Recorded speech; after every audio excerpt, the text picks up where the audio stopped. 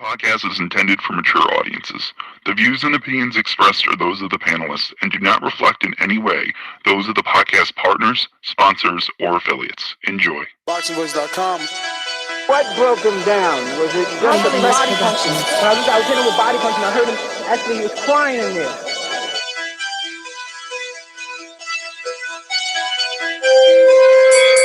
You were saying that Biggs was crying when you hit him? Yes. When did that happen? And perhaps the fourth round on. ThaBoxingvoice.com. So that you knew you had him by that time. Absolutely, But I knew he was tough and he was taking those punches. Dazn Productions.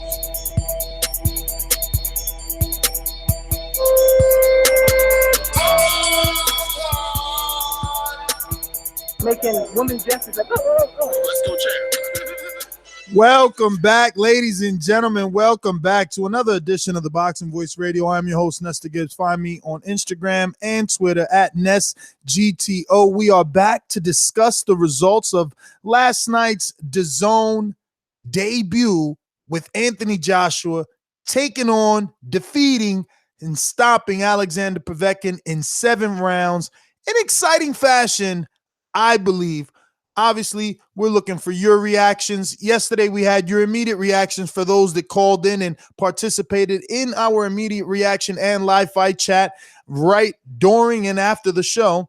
But for those that didn't make that cut, we're back. Sunday is Crow Day.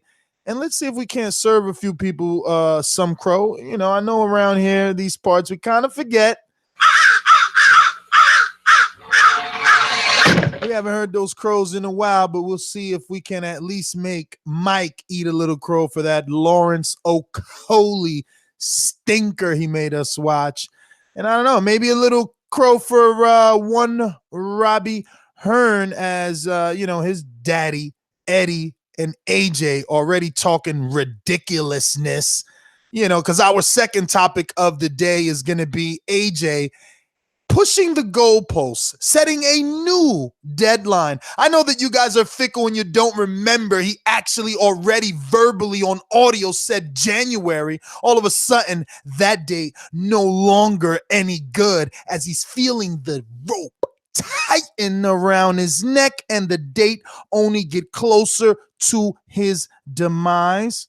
Yes, I do believe that's what's going to take place. We'll have to wait until, I don't know, one day over the rainbow when the skies are blue, Eddie will make this fight and we'll all stop being blue. But Bob Arum on one end of the promoter spectrum is at least playing some hardball aggressively, an argument I had on this particular show a couple episodes ago. But here we are, Bob throwing his name in the hat for the trilogy of Gennady and Canelo. Just sit back and imagine what it's not HBO, it's ESPN. What would an ESPN pay-per-view with Canelo and Gennady do, given the opportunity to be on ESPN full throttle? I mean, just the amount of promotion that fight could receive if it were to land there. I don't know, just something for us to ponder. And obviously, since we're talking Canelo and Triple G, might as well talk Triple G and what his promoter is saying could be his alternative options if a trilogy, isn't something that they're able to iron out for this year or next year or whenever it is Canelo wants to face Gennady again. And we obviously have other news and notes, so let me head on out to the crew and get this thing started. ThaBoxingvoice.com.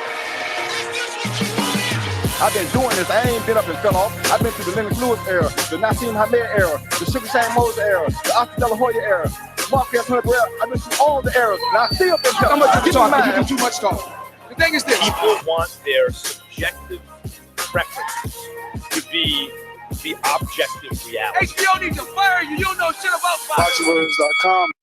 Yeah, we're going to tear down a little bit of that Dazn card and talk about if that was a good experience for everyone who watched it or if it was a terrible experience or I'm glad I didn't buy it, I streamed it kind of stuff. As well, we got some Deontay Wilder, Eddie Hearn stuff where potentially they're trying to work these negotiations before the Tyson Fury fight even happens. If that's a good idea, bad idea, or should they just So we'll go and put our opinions and talk about that stuff. Bob Arum, as well as Eddie Hearn was also thinking about getting some action between Canelo and Triple G since they're looking to be free agents.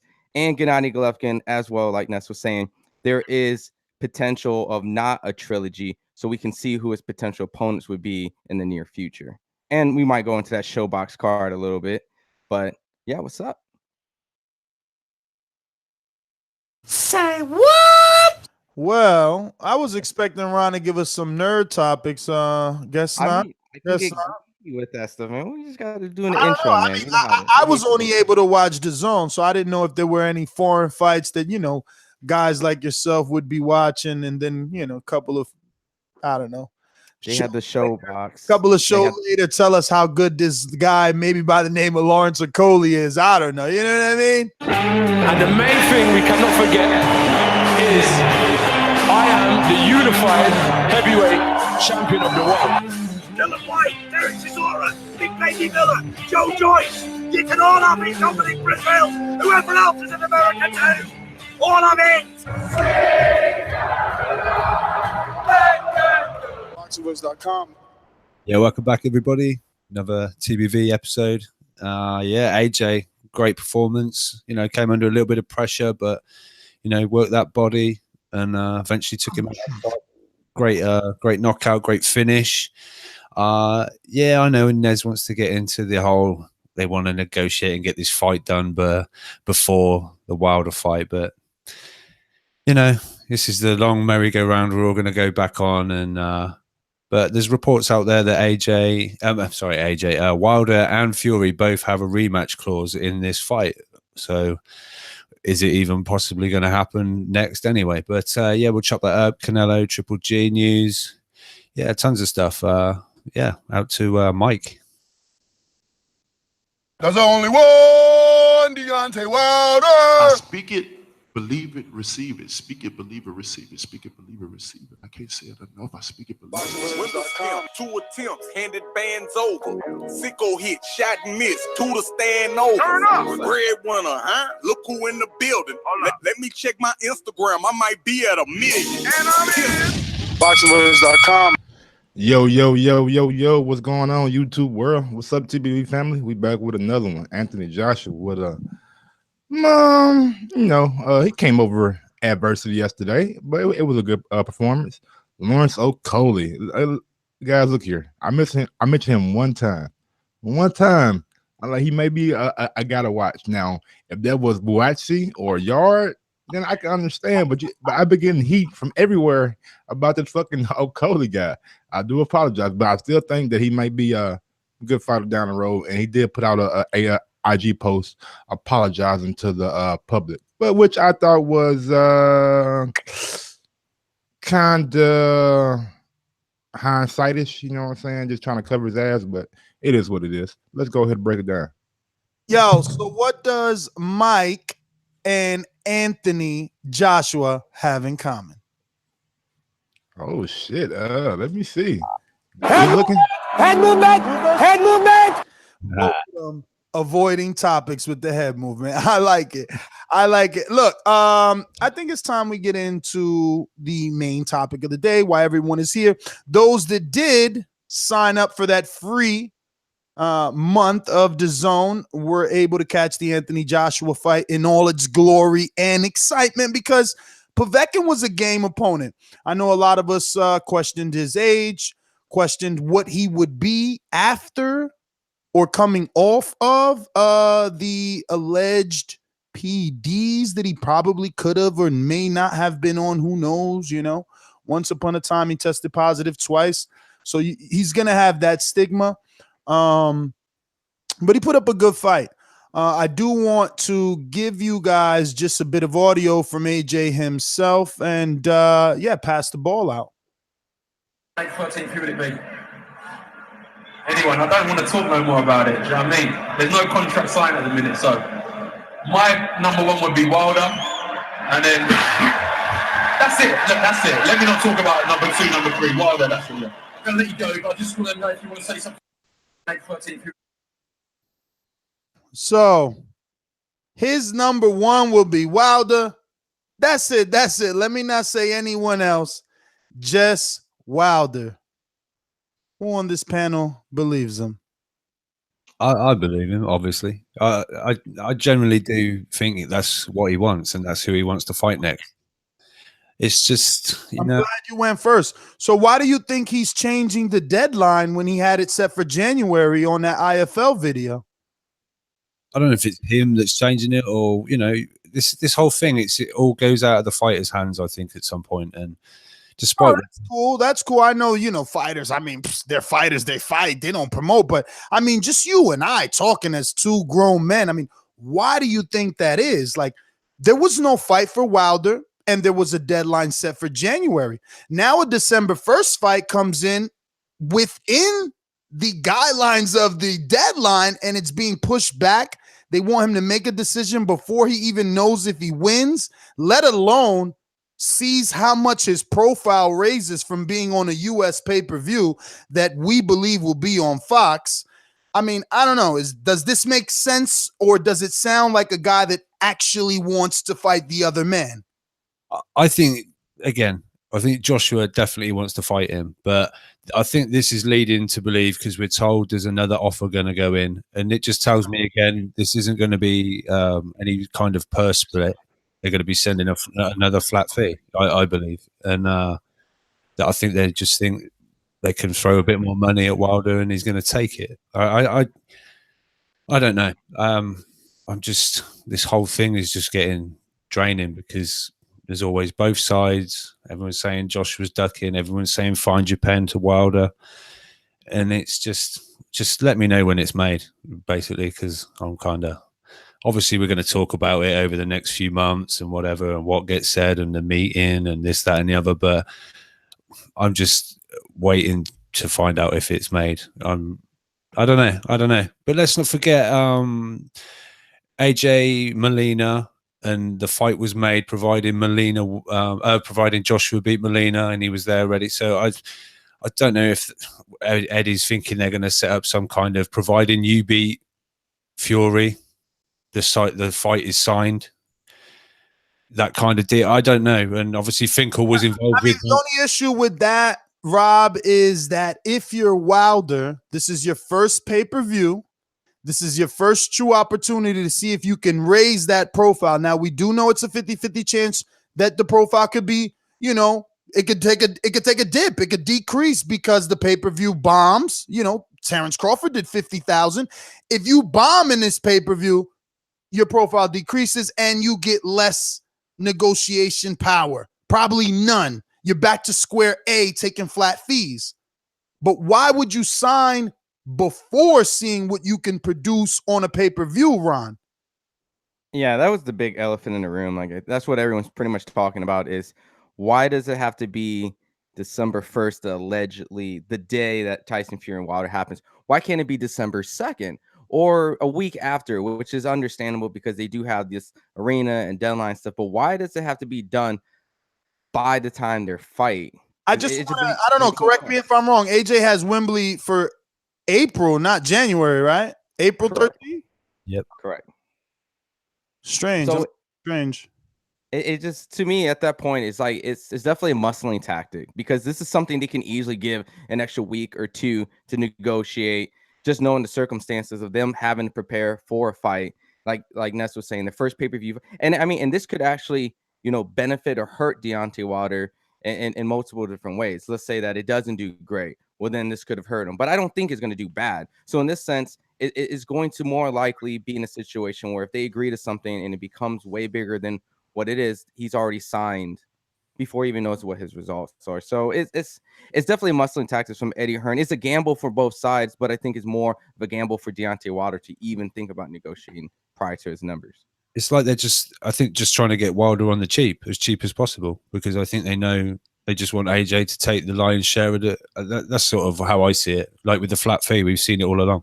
I don't see it as getting him on the cheap. I see this as, let's say he has to make a decision before this, because we know he's not, because we know his intentions are to raise his profile and become an equal opportunist in this negotiation. But Mike, I saved the best for last, because I don't know. I'm afraid maybe you'll have some Deontay Wilder bias, but in this particular instance, I think it's justified because this is like a smack in the face. It's like, yo, I offered you a flat fee. You know, I made negotiations tough, and guess what? I'm gonna do it again.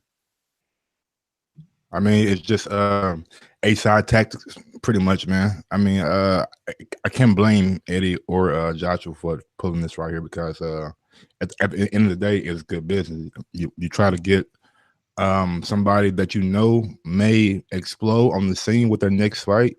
You try to sign them before they get to a certain point where they demand a percentage or a 50-50. So good business, but it is kind of shitty because we all know that Wilder is not going to accept anything before the Fury fight. Probably won't even accept it after the Fury fight. He has been adamant that he's not fighting Joshua on the 14th of April. So, Rob, where do you think that this leaves Dillian White? I mean, I'm thinking he's the obvious choice, right? Like we've heard Eddie slip up, and it's the best storyline at this point, you know. And correct me if I'm wrong, but didn't he kind of say like, "Where's Dillian?" Yeah, he did. It was via the interviewer. He said, and Dillian White, because I think AJ listed a few names, and then, it was discussed with the Wilder thing, and then he said, and Dillian, and he was like, yeah, Dillian, where's Dillian? And just so you guys know, it then cut back after the whole AJ interview. Dillian was sort of not in studio, but he was like the other end of the arena, and he was pissed. He said, why have Sky told me that I've got to be here? I should have been ringside. I could have got in the ring. I could have been like, yeah, what's up? You know, got in the ring and done it. He was visibly and talking. He was fucking annoyed that he was told to go and stand with Johnny Nelson for the, you know, after the in-ring interviews and to discuss everything. He was there and he was pissed. He was like, well, I don't know. I just don't understand why Sky have put me here. Why have I got to be here? He wanted to be there ringside and, you know, make some good TV, I guess. But yeah, I think he's the obvious choice. Like I say, there's been a report from the Independent newspaper here that apparently Ben Davison has revealed that Deontay and Tyson Fury have got a rematch clause in their upcoming fight. So that would, I would imagine, be immediate rematch. And, you know, I think just to come to Deontay's defense, like you know that I would, after the failed negotiations, he's made it clear to just about everyone that he's moving on and that he has his own plans. We've heard him, you know, verbally say the 50-0 thing.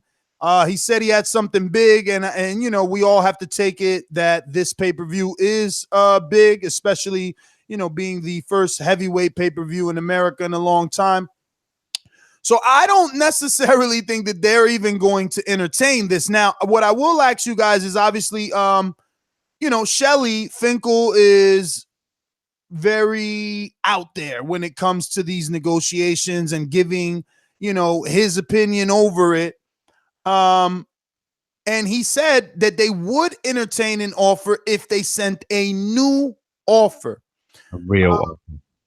Yeah, a new offer and a real offer. So, like, do you guys think that Shelly entertains it after hearing we need an answer before your fight in December? I mean, I honestly think if he was a good manager, I mean, this is the best interest of his fighter. So regardless of the speculation, his job is to go in there, talk and negotiate, and seeing the fact that there is a second opportunity, even though we probably think that it may not happen. It's his job to go in there and try to continue to settle it. And if it doesn't, it doesn't work out. But you never know what happens in these type of negotiations. We can no. In this situation, and then maybe something really does work out. They do get a percentage split, something crazy does, and they do come to terms. You know, I mean, I'm thinking very optimistic on it because, like I said, the rest of the world is being very pessimistic about those situations. But that's his job, so he should do it. There's nothing really more important than this fight, and he has to make. You know, this is what he needs to do. If I were Shelly Finkel, I would totally ignore Eddie Hearn. Not even entertain any of the bullshit that he got coming your way.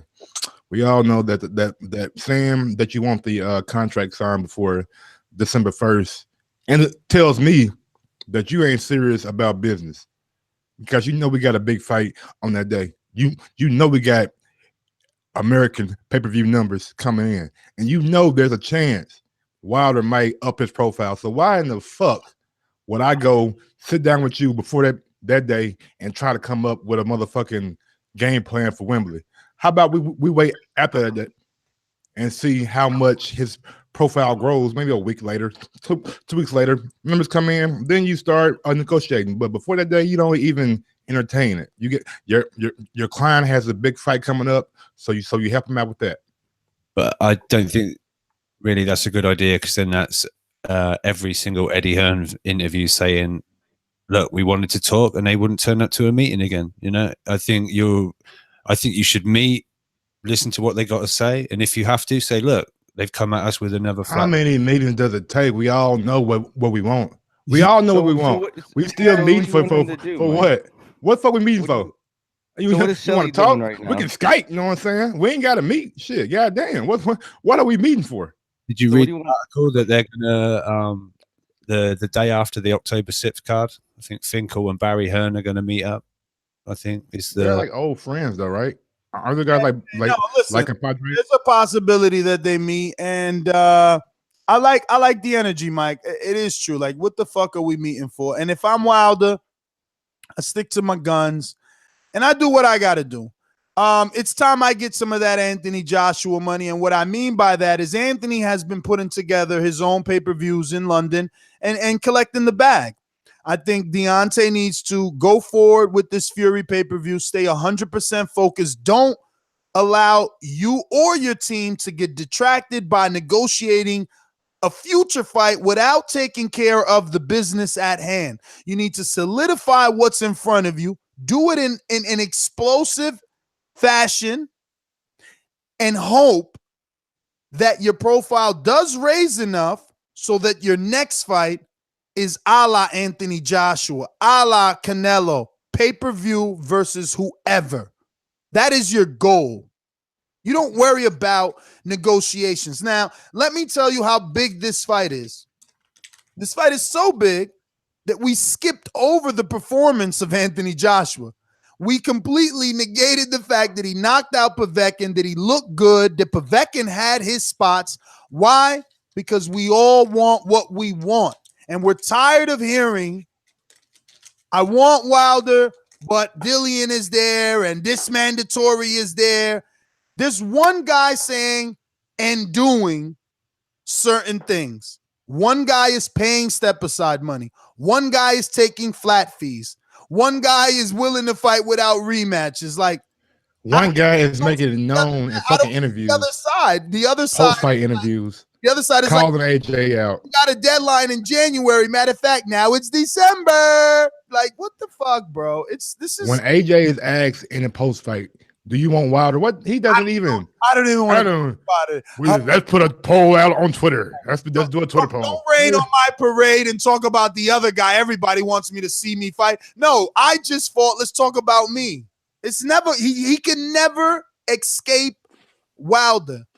When you ask Wilder about it, Wilder practically has dodging, no more running, no more ducking. One time all year, and just attached to the name of Joshua, his name has raised. Like, they really need to handle him because he's growing without even fighting.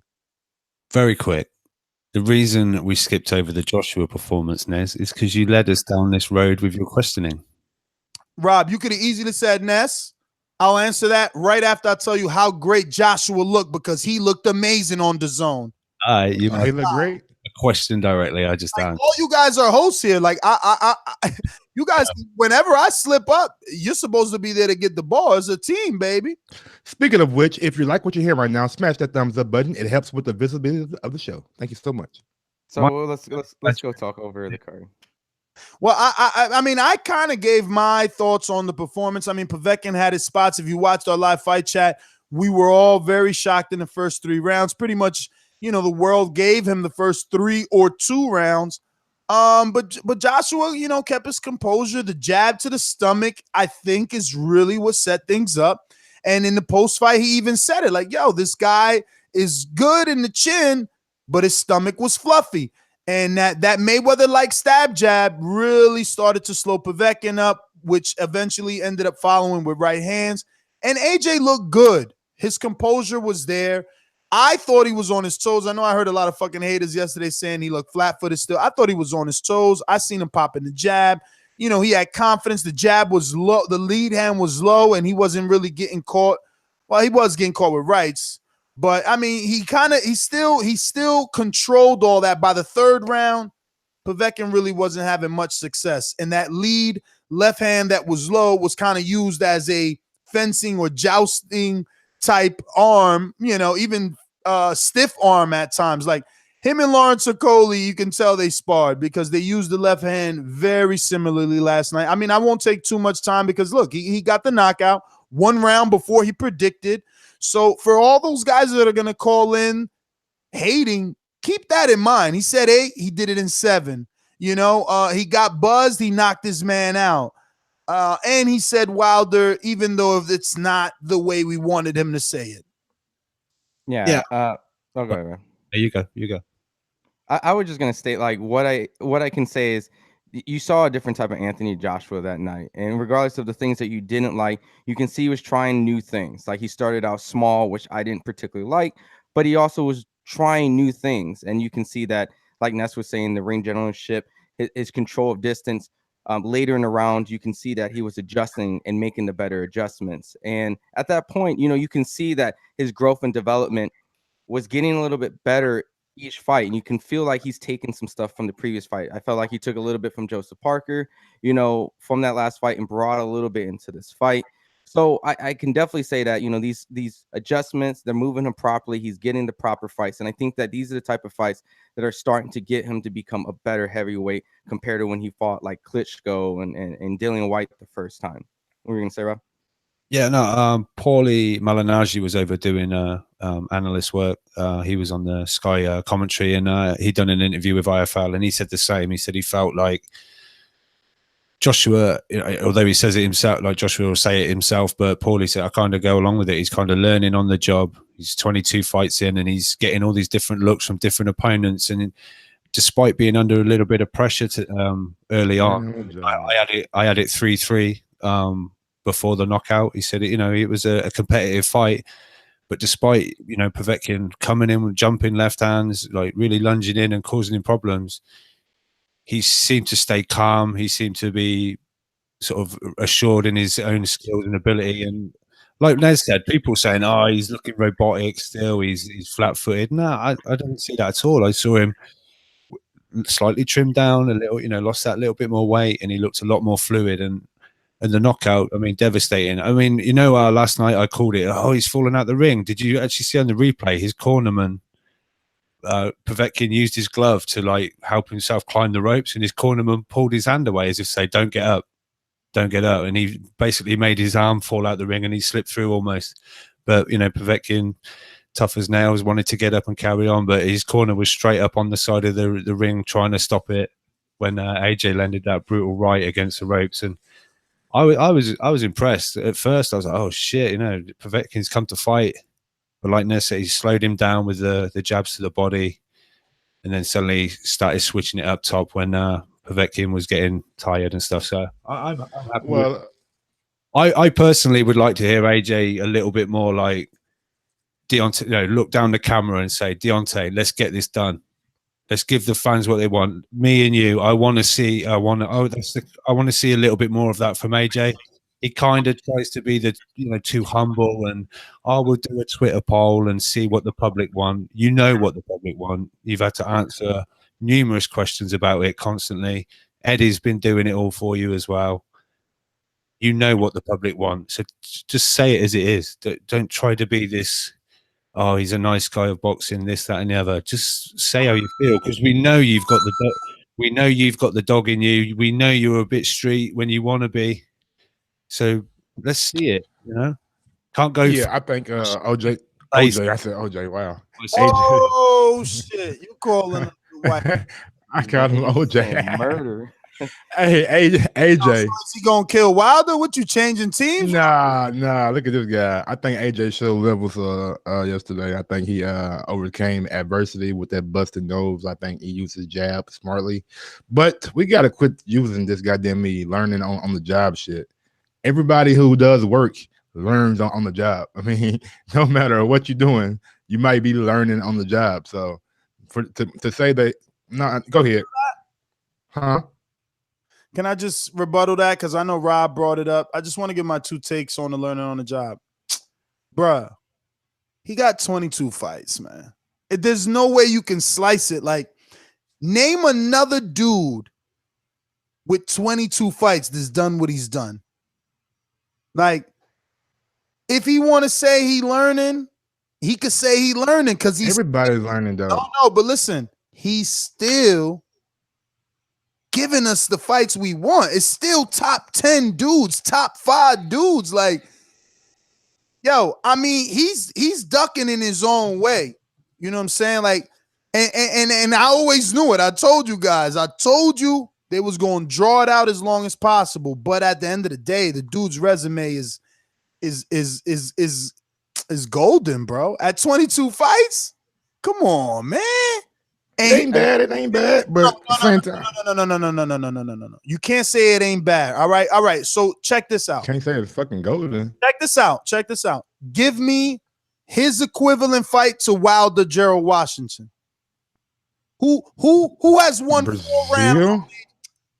Brazil won 4 rounds. I ain't even gonna wild out. No. I didn't hear the rest of that question. I was just trying to give you like the same level. Wilder was getting shut out till he knocked him out. It was he was fucking picking his shots, bro. Come on, man. Was you worried? Were you worried?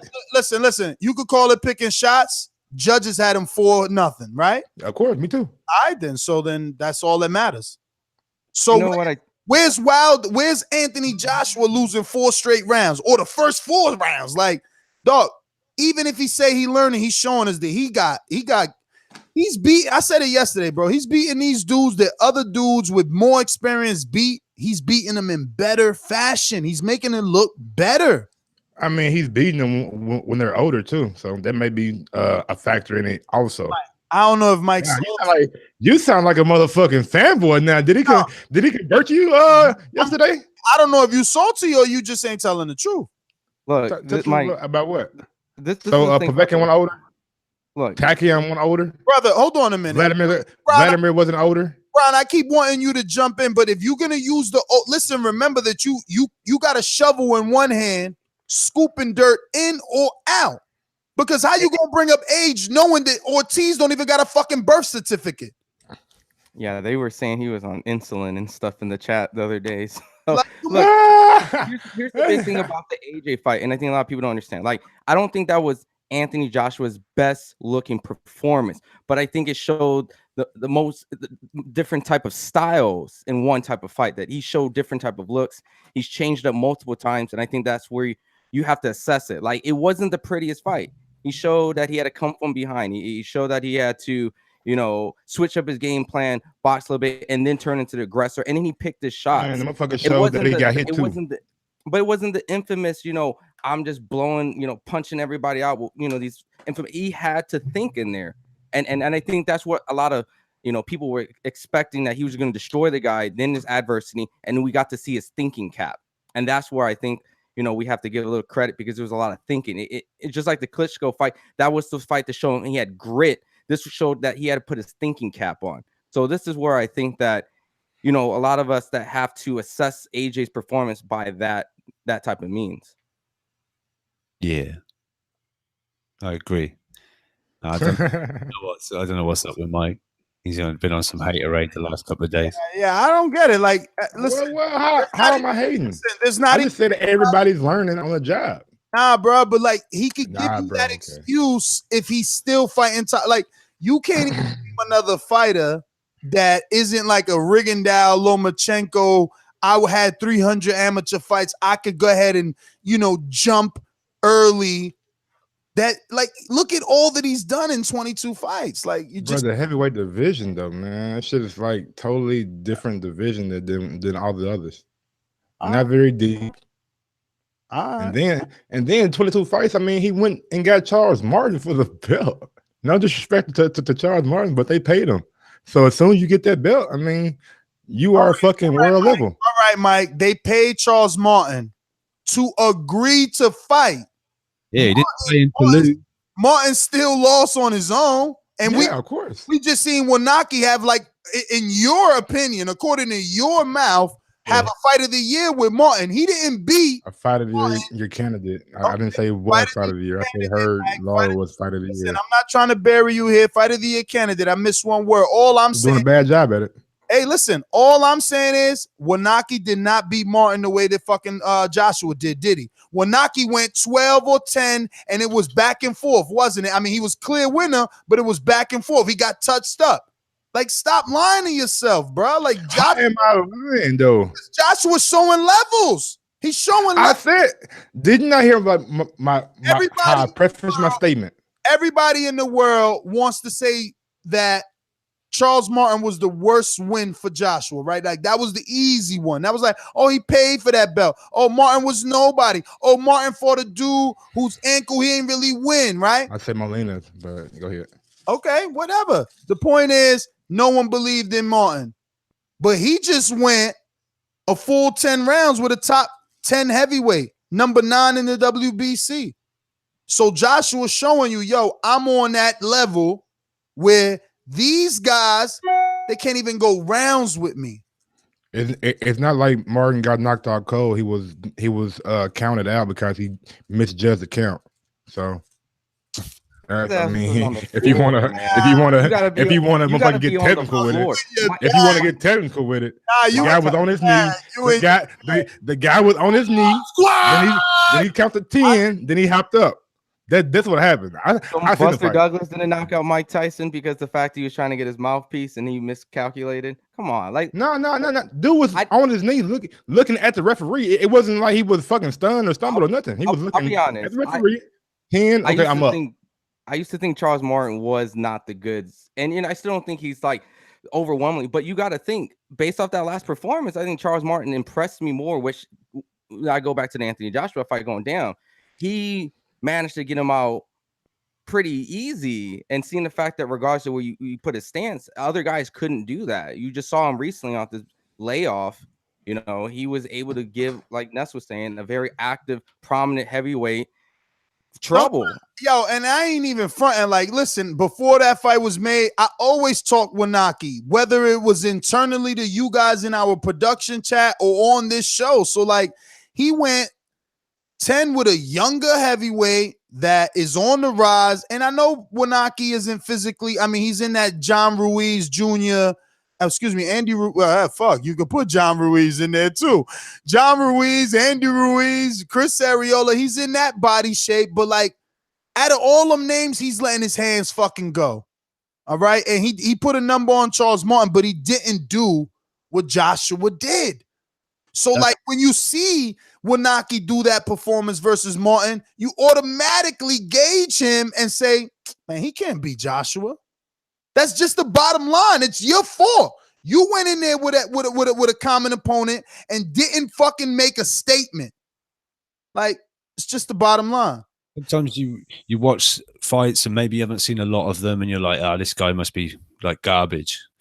And you see someone deal with him and you go, yeah, he was fucking garbage. But then you see him in another fight and you go, oh, suddenly that garbage fight actually showing the levels. And sometimes then, like you said, Nez, does that mean Kaunaki is even more, or he isn't as good as we thought because he couldn't even deal with, like, Joshua dealt with him. He's a bum and Joshua done him in 4. So that means Kaunaki must be. Hey, man. Shout out to Sheila Killer. Mike has a bronze bomber thigh tattoo. It's funny when you say levels. You got to. I'm gonna transition to the co-main. Luke Campbell show levels, and that's another thing. Mike, I'm sorry, man. Luke Campbell was fucking boring. I was trying to let you know, give you clues that Luke Campbell was gonna win this fight, regardless of the fact that he lost. And he does this mouth, man. He gave him. It was way more entertaining than your boy Coley. I don't know why you guys say my boy. I thought the guy one time. I mean, Mike got the shovel out today, Mike, because you can't call with the way Lawrence fight and the way the Floyd fight. Like that was boring too. What was Campbell doing different than and I'm not saying or comparing him, but like, what was he doing different from a Floyd fight? He was stabbing to the fucking to the body. He was following up with the right. Kept moving like he was being a boxer. All right, so what about Terrence? He was being a boxer. Man, Terrence got power. That guy didn't get. I hate watching fights where it's the same thing round after round. You know what I'm talking about? Like there's no respectable power. Like that's why the dude wasn't doing anything because but he didn't get the fucking knockdown. Moving forward the whole time. Like Luke had control. He was moving. He was and there was even points where he knew 10 seconds. All right, he knew how to fight this opponent. He came back. He had adversities to overcome, and he showed levels. And now he became a I totally agree with you guys, but it just wasn't appeasing to me. I mean, okay. I mean, you got to be consistent though. Don't let I said the same thing about Abner Mares and Cruz. The same thing round after round. I don't like looking at that shit. Show me something different. Like knock his ass down or fucking beat him up. You know what I'm saying? You're moving good. You're picking your shots. You're using your jab. You're showing good movement. You're showing sweet science. I understand all that shit. Looks great, but show me something different round after round because you're beating this guy up. Like get him out of there. Show me sweet science. It looks great, but you're boring me now. Show me something different.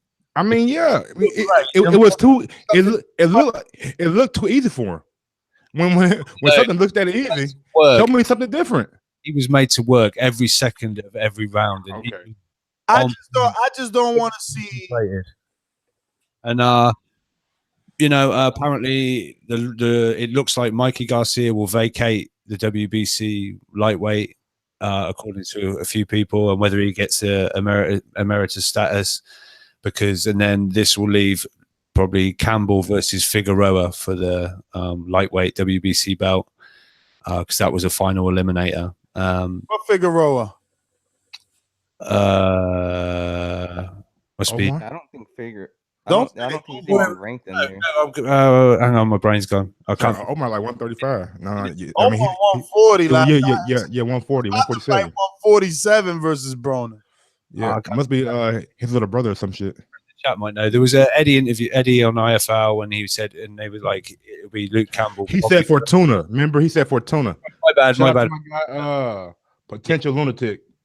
Yeah, thank you, potential lunatic. That's a crazy name.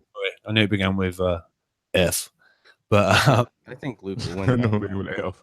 But Luke Campbell. Look, he had the Linares fight. To me, now I was more impressed with that Linares fight than I was with his last fight. But I'm sorry, Rob. Go ahead. I was just saying that maybe the flash knockdown was the difference. It was I thought it was quite a tight fight, and in the build up to that fight, he lost his father, and we didn't find out until after the fight.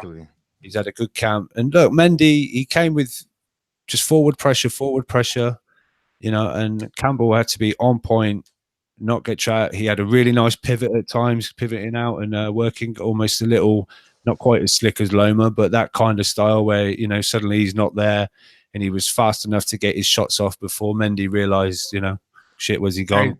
Does he train with Josh Kelly or like Ron Burnett? No, Campbell is now with Shane McGuigan, but he was with I think Salas. Ishmael. Okay, gotcha. All right, go ahead, Ranji.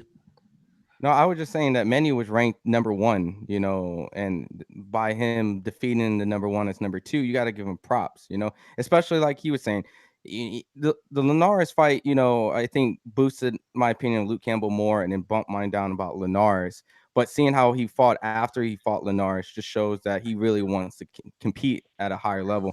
And I don't think, like you saying, I don't think the Mikey Garcia fight is going to happen because I think Mikey's going to leave that division at some point or move on to try to, he's going to attempt for Errol Spence. But, Luke Campbell did show that he's able to change levels, be consistent through the whole fight. And, I definitely have to take my hat off and, congratulate Luke Campbell in that fight. So, I mean, hope to see big things with him on that.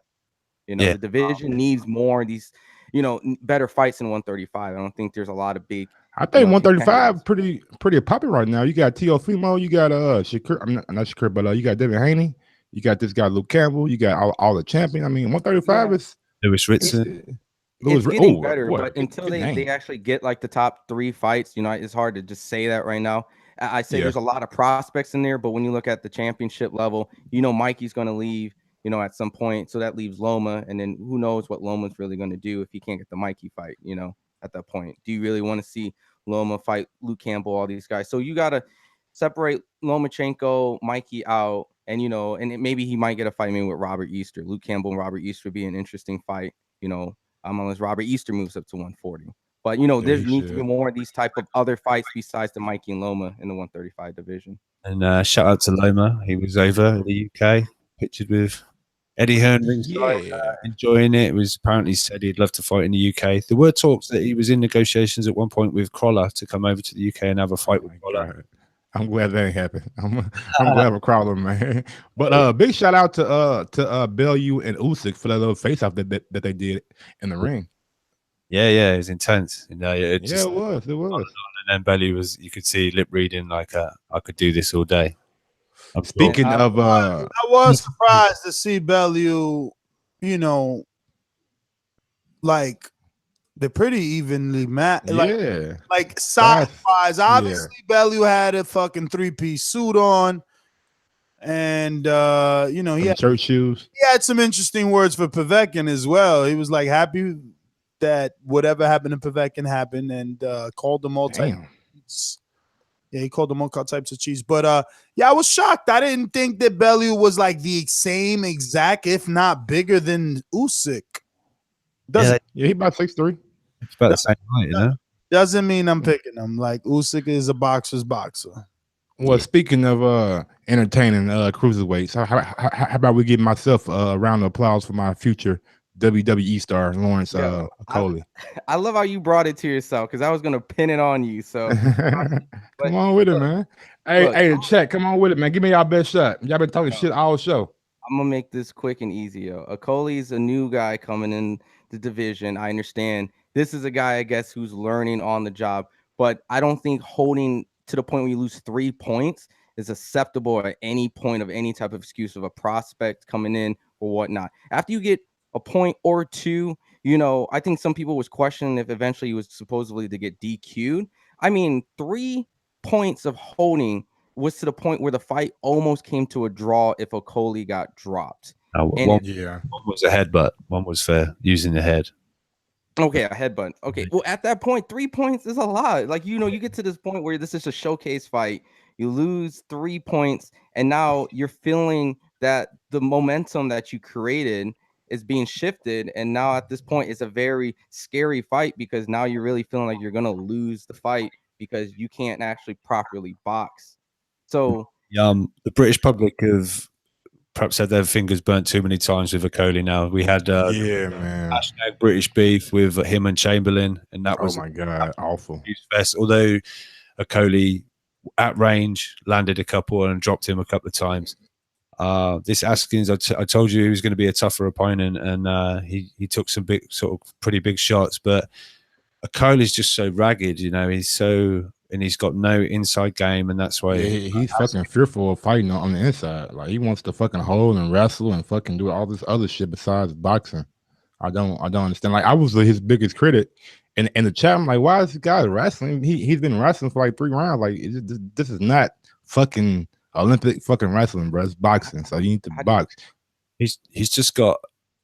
Usually, obviously, he met a tougher opponent this time, but he's one of those that you hate to watch, but you got to kind of keep your eye on it, because he's going to suddenly put someone to sleep. Can't really say that though, man. Because I've seen the same thing. Like whenever a person gets in close on him, he fucking grabs him. Like, every time. Like, it doesn't matter who he's fighting.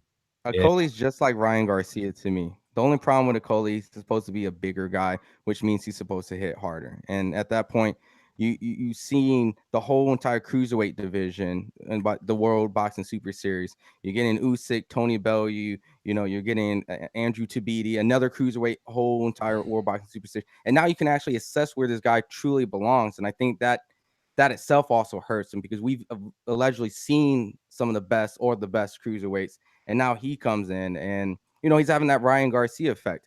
He looked great, you know, early in the amateurs. He's coming in, and now he has no inside game. And, you know, we're going to have to still watch him just like how we have to watch Ryan Garcia, but I think he's deflating a lot of the buzz that he had from the start when he entered the scene. I totally understand why he didn't get in the cruiserweight tournament now. After seeing his performance yesterday, if he gets in there with Doherty Coast, Bradis, or fucking Tabidi, even, it's gonna be a fucking bad night for him. I'm just putting like that. He's not ready for world level competition in my opinion. I like him, man. I think you guys are a little hard on him. I know that it was like jab, duck, and hold, but the height, you know, the stamina, he was pretty poised, but he just stuck to that game plan of hit and clinch. Probably needs a change of trainer because, like I said yesterday, he's still stuck in that amateur, you know, boxing style, but I think given the right tutelage, he can be a serious threat. I mean, can we even mention another 6'5" cruiserweight? Like, I mean, yeah, he got potential. It's just, I mean, is he gonna put it together though? I think good because he's got the boxing down. So like he can move.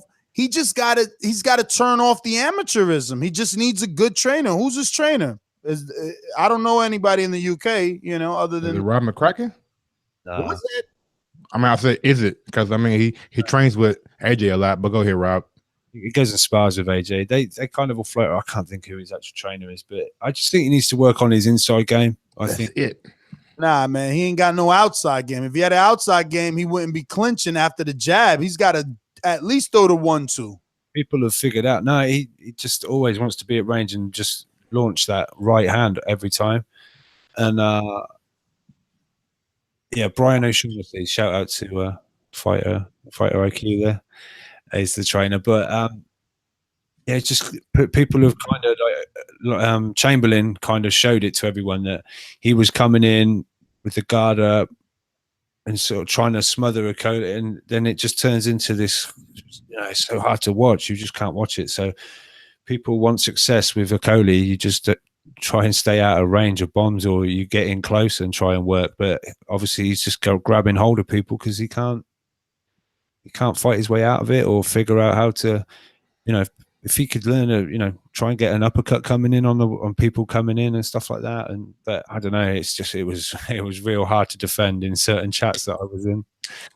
Like, oh, Robert Bailey, and I'm like, yeah, I never said he was pretty. But yeah, what did we make of this Kuzman against Price? Yeah, he didn't impress me. I know he beat Amir Mansour, but I could just imagine how that fight looked watching this fight. I kind of believe Price, like, you know, he got it on late notice. He wished he could get a rematch, but I don't need to see a rematch. But Kuzman's body doesn't impress me, man. I just don't know the last fighter that made it far with that type of physique, like in any division. Like, I know it's the heavyweight division, doesn't matter. And you know, Areola made it to certain heights, right? He had a multiple title shots, but like, I think to be a winner, you have to look the part. And I mean, he squares up, bro. He's like, he's looking for power, and he really doesn't have it unless he's gonna develop it, you know, further down in his career, since this was only like his 13th, 12th fight. Yeah, stopped Joe Joyce in the amateurs, put him down. Yeah, I watched that, but I mean, amateurs, like, you know what I mean? It's different. It's not really you're knocked out cold. He was on his ass. That's good enough. But yeah, I know what you mean. I mean, Chisora in an interview said this guy's like a Evander Holyfield, and that he's a fucking tough guy. And I definitely see that. I definitely do not see fucking Evander. Come on, bro. Chisora was on one all weekend. He got $5 million for fucking Dillian White. Get the fuck out of here, Derek. You fucking tripping, bro. What you smoking on? Pass it over here. paying it in Bitcoin now. Yeah, you feel me? Well, my But- question is, what do you want? Who do you want to see him fight next? Because I know a lot of people feel like Price Who? is probably at the Who? Kuzman? Kuzman. Kuzman? I don't give a fuck who he fight. That motherfucker's not impressive to me. And he can go fight fucking George Lopez. I don't give a fuck. All right, well, let's talk real. Would a Charles Martin Kuzman fight entertain you? You think Kuzman would get stopped by Charles Okay, Martin? now you putting something on me right there. That's a good little matchup right there. I don't know. Kuzman, I mean, he couldn't get Price up out of there, and we all know Price got a vulnerable chin. So I mean, and it looks like he caught up with some good shots, but it wasn't going down. So him and Charles Martin, I mean, it'd be worth watching because of the entertainment factor, but I'm not sure who will win. Martin in there with him. Like, I mean, Martin lost to Wanaki. Why are we talking about Martin? I mean, Kuzman doesn't look like a fucking world beater. Would you want him with Kanaki? Would you want him with Charles but Martin? I mean, what does beating a dude coming off a loss do for you? It does nothing, but it might do something for Charles Martin to like see what level he's at and see what level Kuzman is at. If he loses or gets knocked out by Martin, then we know that he's not at the level. Kaufman is a good fight. Kuzman. Who?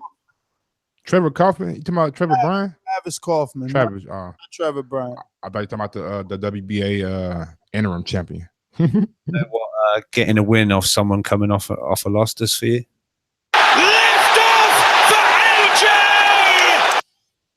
Just saying.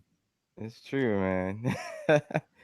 I mean, there's always at any point, man, when you gotta redeem yourself from a loss, you kind of want to get a fight, right? That puts you back in the public eye.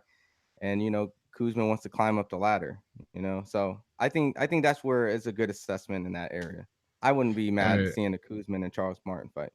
So you got a super chat from John Dijon or something like that. Wilder equals Drake and AJ equals Florida. Oh no, AJ equals Flow Rider. He caught him Flow Rider. JD, I just want to apologize for it's from John Dijon or someone like that. Dijon mustard. So yeah, you guys. Obviously, I didn't get to see it, but Dazn, what was it like for you guys? Obviously, a lot of spinning wheels, bro. But other than that, it was pretty good. I like Chris Mannix. I like him. He's being ballsy. He's keeping it real. He didn't say anything about Wilder losing his pen. He kept it real. He didn't go with the AJ fanboy narrative.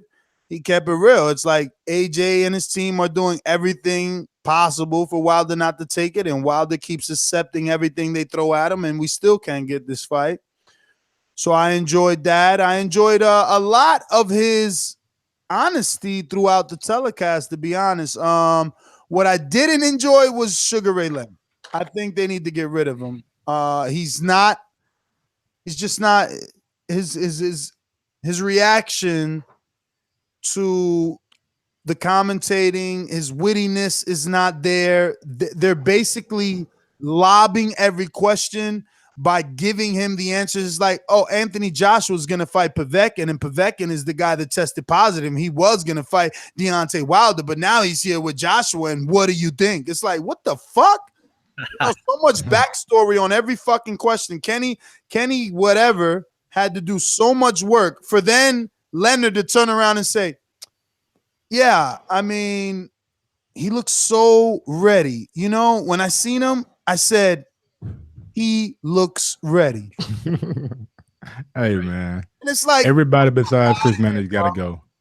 Everybody besides Chris got to go. Clean the fucking house. Clean house. Agun Barak did good. Yeah. Of course, yeah. This chick, bro. Who the hell is Kenny? Yeah. Anyway? Kay Adams. Yeah, Kay Adams. Who was that? John. John. Ron. Listen, Ron know about her. You can hear her. They cut to her, and she's got her paper in front of fucking Barack. Like, I'm gonna ask you, and it's like, and they caught her. It's like, bro. First of all, use the earpiece in her fucking ear. Let her know you're cutting to her. You know what I'm saying? When they showed us the little AJ clip, and they cut back to Agun Barak, it's like, yo, I'm setting you up. You know what I mean? Everything was set up. Everything was so fucking scripted. It's like, stop it with this fake shit. I didn't. I mean, I like some of it, but yesterday I even said some of the production in ring is like all these fucking crotch shots. What the fuck is going on? You know. And back to the K Adams real quick. You made a great suggestion about putting why not make Michelle Joy Phelps that person that does that kind of stuff. I mean, I think she would have been great at it. It doesn't necessarily have to be her, but there's dozens of overqualified. I was not feeling it.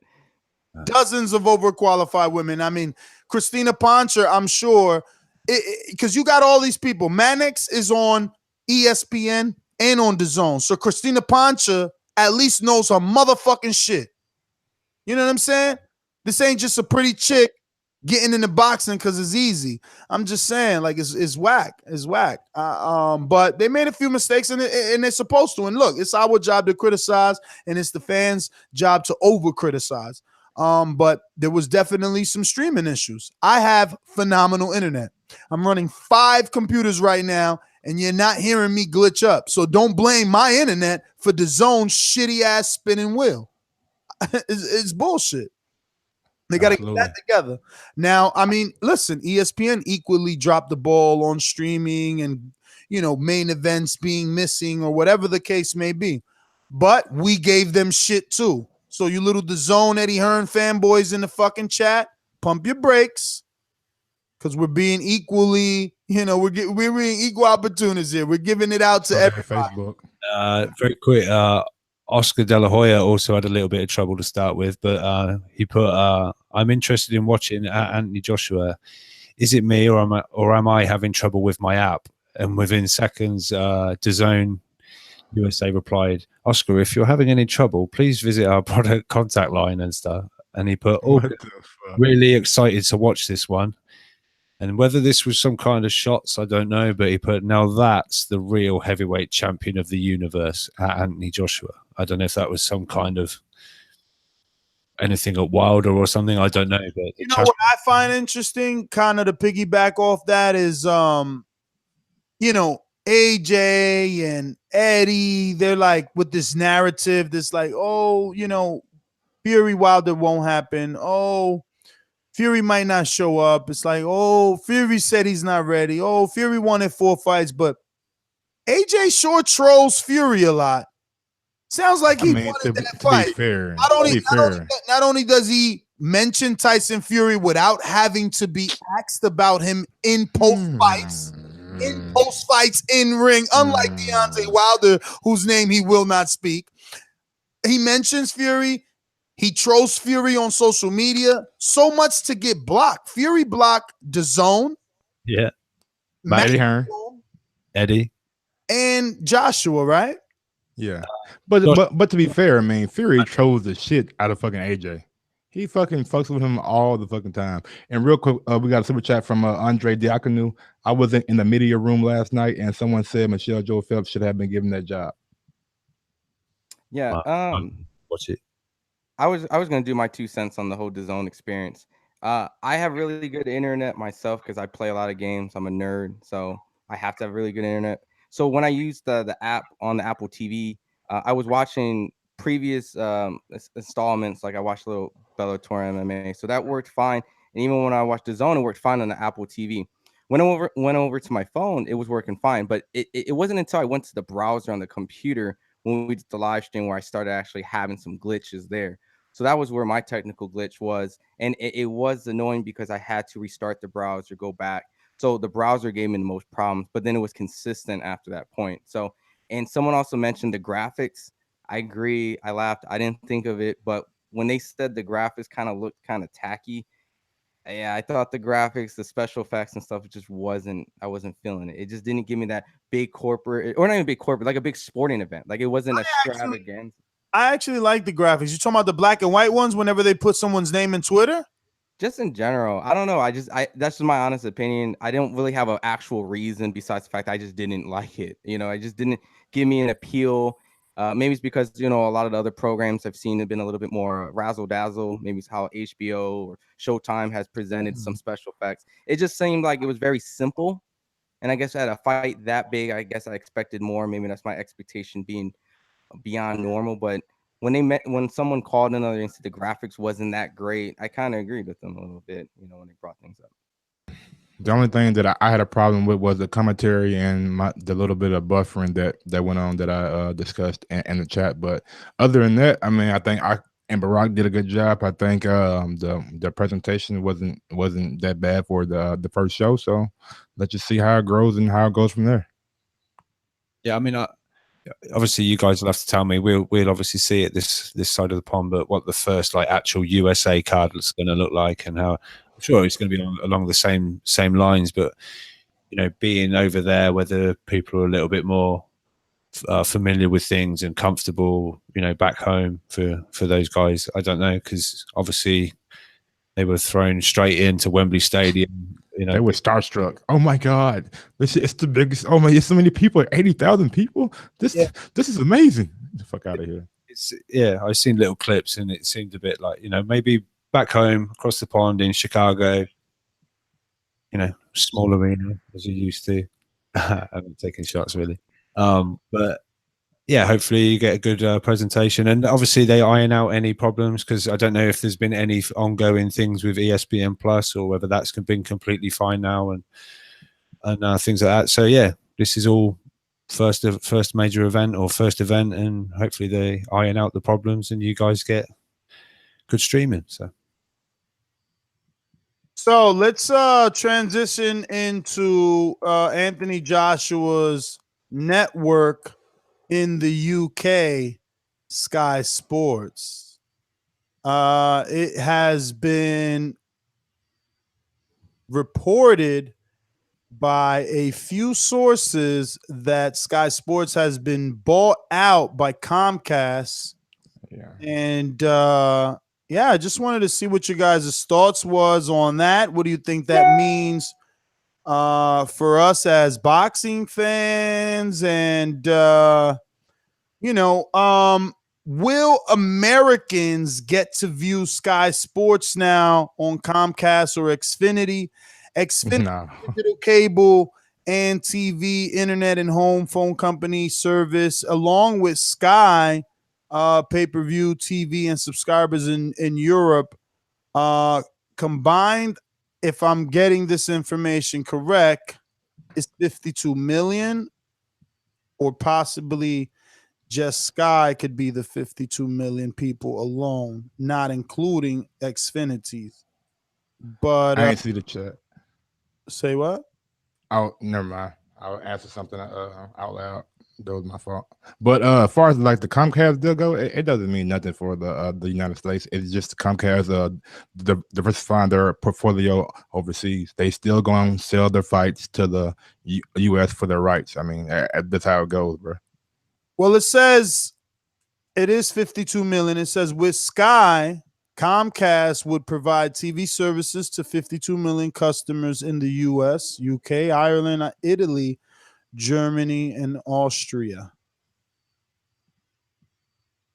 Yep. And Comcast estimates the Sky will create 500 million in cost savings, partly through the selling Sky content in the U.S. and NBC programming in Europe. So you're wrong. No, I doubt I'm wrong, but we'll see when it plays out. It says selling. Selling. That's what I just said. Selling rights. That's the first thing I said. Doesn't mean Comcast are going to give it away. They're still going to be able to buy the rights, like you buy rights for fights, buy rights for TV shows. Right. It says selling Sky content, and I think that just means like the way I pay for Showtime, extra $5, $10, or HBO, extra $5, $10, Stars, extra $5, $10. And that's how I'm interpreting. Like Sky will be available to me if I want to pay an extra $5, $10 a month. I highly doubt it, but you can go with that narrative. I'm being optimistic. Yeah, right, Mike. I like optimisticness. I know. What's up with Mike these days? It's not like I'm fucking shitting on it, bro. I'm just using my logic. Why would a fucking Comcast give away free content when they can sell it to the U.S. for their rights? That makes no sense. But who the hell saying they're giving it away, homie? I can't get Showtime without paying $10 a month. What are you talking about? And you won't be able to get motherfucking Sky either over in the U.S. because of the fucking rights, bro. I'm telling you. But they just said they're willing to sell it. they're selling programs or selling fights. Like say it's a show called Taboo that was originated in the UK, but FX bought the rights and now they show that show from season 1. That's how it goes, man. Like doesn't mean that you're necessarily gonna get their channel over here, but you might get some of the shows, or you might be able to watch some of the fights that a network buys. You will be able to watch all the Sky Sports fights on Dazn. Yeah, that too. That's where you're getting Sky Sports fights from. Okay. So, We got a super does chat. anybody want to, further get into the Bob stuff or anything, or are we moving on to callers? We got a super chat from Jack Kilsby. AJ 22nd fight in Wembley was against a guy who had one fight in 8 years in a Mexican hotel. RIP Mike Levels. Okay. Did he take a shot at AJ and a shot at me? I don't even know what that meant, because that sounded crazy. But thank you. Yeah, thank you for the chat, bad dog. Appreciate that. I don't know what that means. But I did want to talk about the Bob Arum thing, because I guess pretty much the whole thing is just that the fact that Canelo and Bob and Triple G and Canelo are both free agents. So, Eddie Hearn has put his 2 cents saying that he would be interested into trying to get these guys as well as Bob Arum. And the reason why I think that this is all interesting, because Tom Loeffler did something with Ring TV where they were talking about potential future fights with Triple G. They re-aired the fight over on Saturday so that people can see it again and probably try to rescore it that haven't had a chance to. And I heard a whole bunch of mixed feelings about the scorecards, but at this point it looks like Gennady Golovkin and Tom Loeffler may have maybe gone in the direction of where Billy Joe Saunders may be at, or even where the Rob Brandt and Ryota fight. And so Bob Arum has Ryota with the Las Vegas fight, ESPN, and that might be something where if they work something out, Gennady Golovkin may face, another super middleweight, the WBA regular. And to a point, Billy J. Saunders is also going to be that side of things with the deal that Frank Warren has done with ESPN as well. So I don't know if that suggests he'd go to Bob Arum's side of things, the Top Rank deal, and Frank Warren's shows being shown on ESPN. But HBO was wrong about not having them under contract, because remember they came out and like, hey, yeah, we still got Canelo under contract, but it turns out that they are free agents. Well, no, this is just those promoters reacting to what they are hearing from Oscar. I'm pretty sure no one is going to know the details until someone goes to court, or at least it's in a room somewhere for, I don't know, maybe a deposition, not a deposition, but I mean, like you made the someone's going to sit down and talk.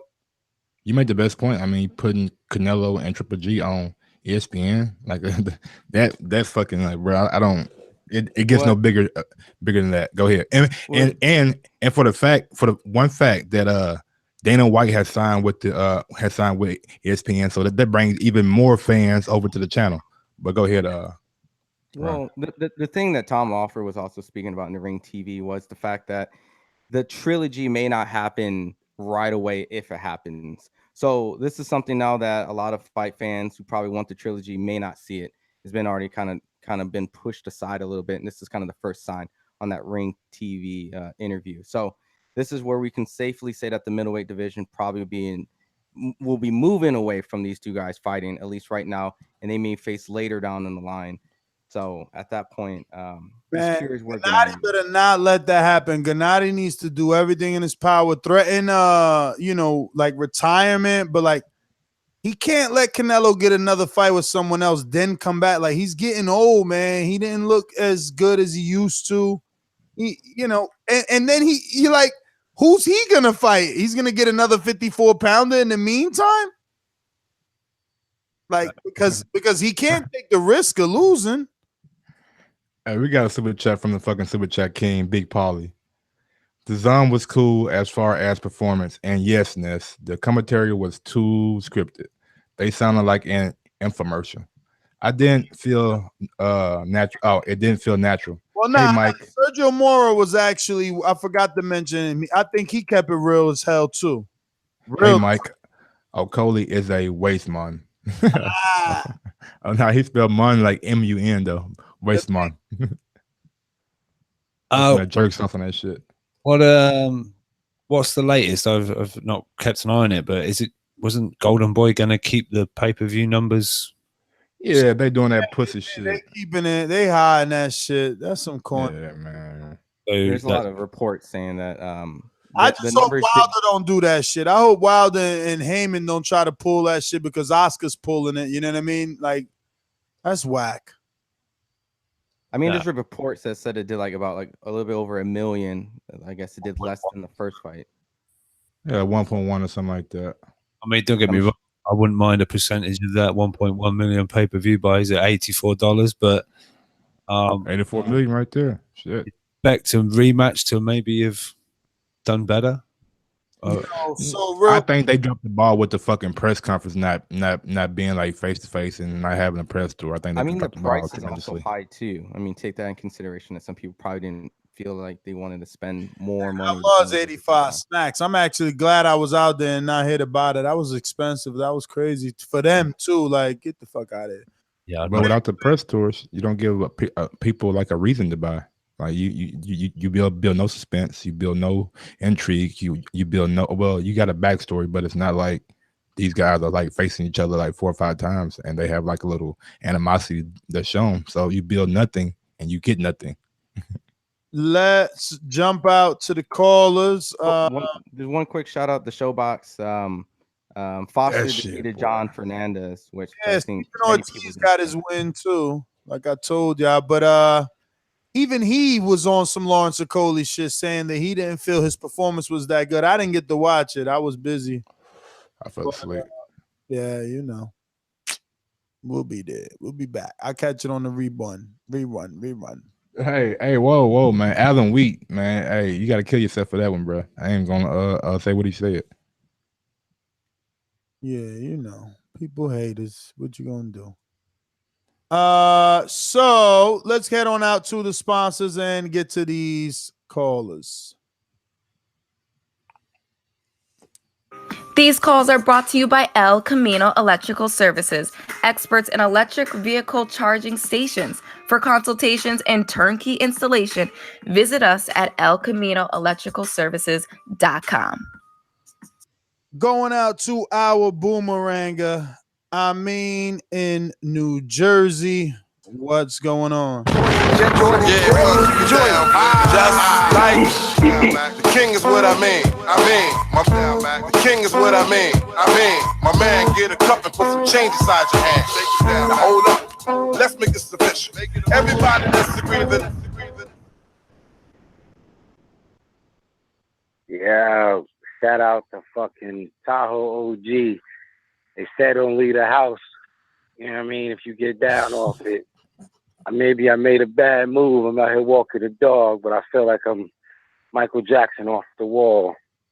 Okay.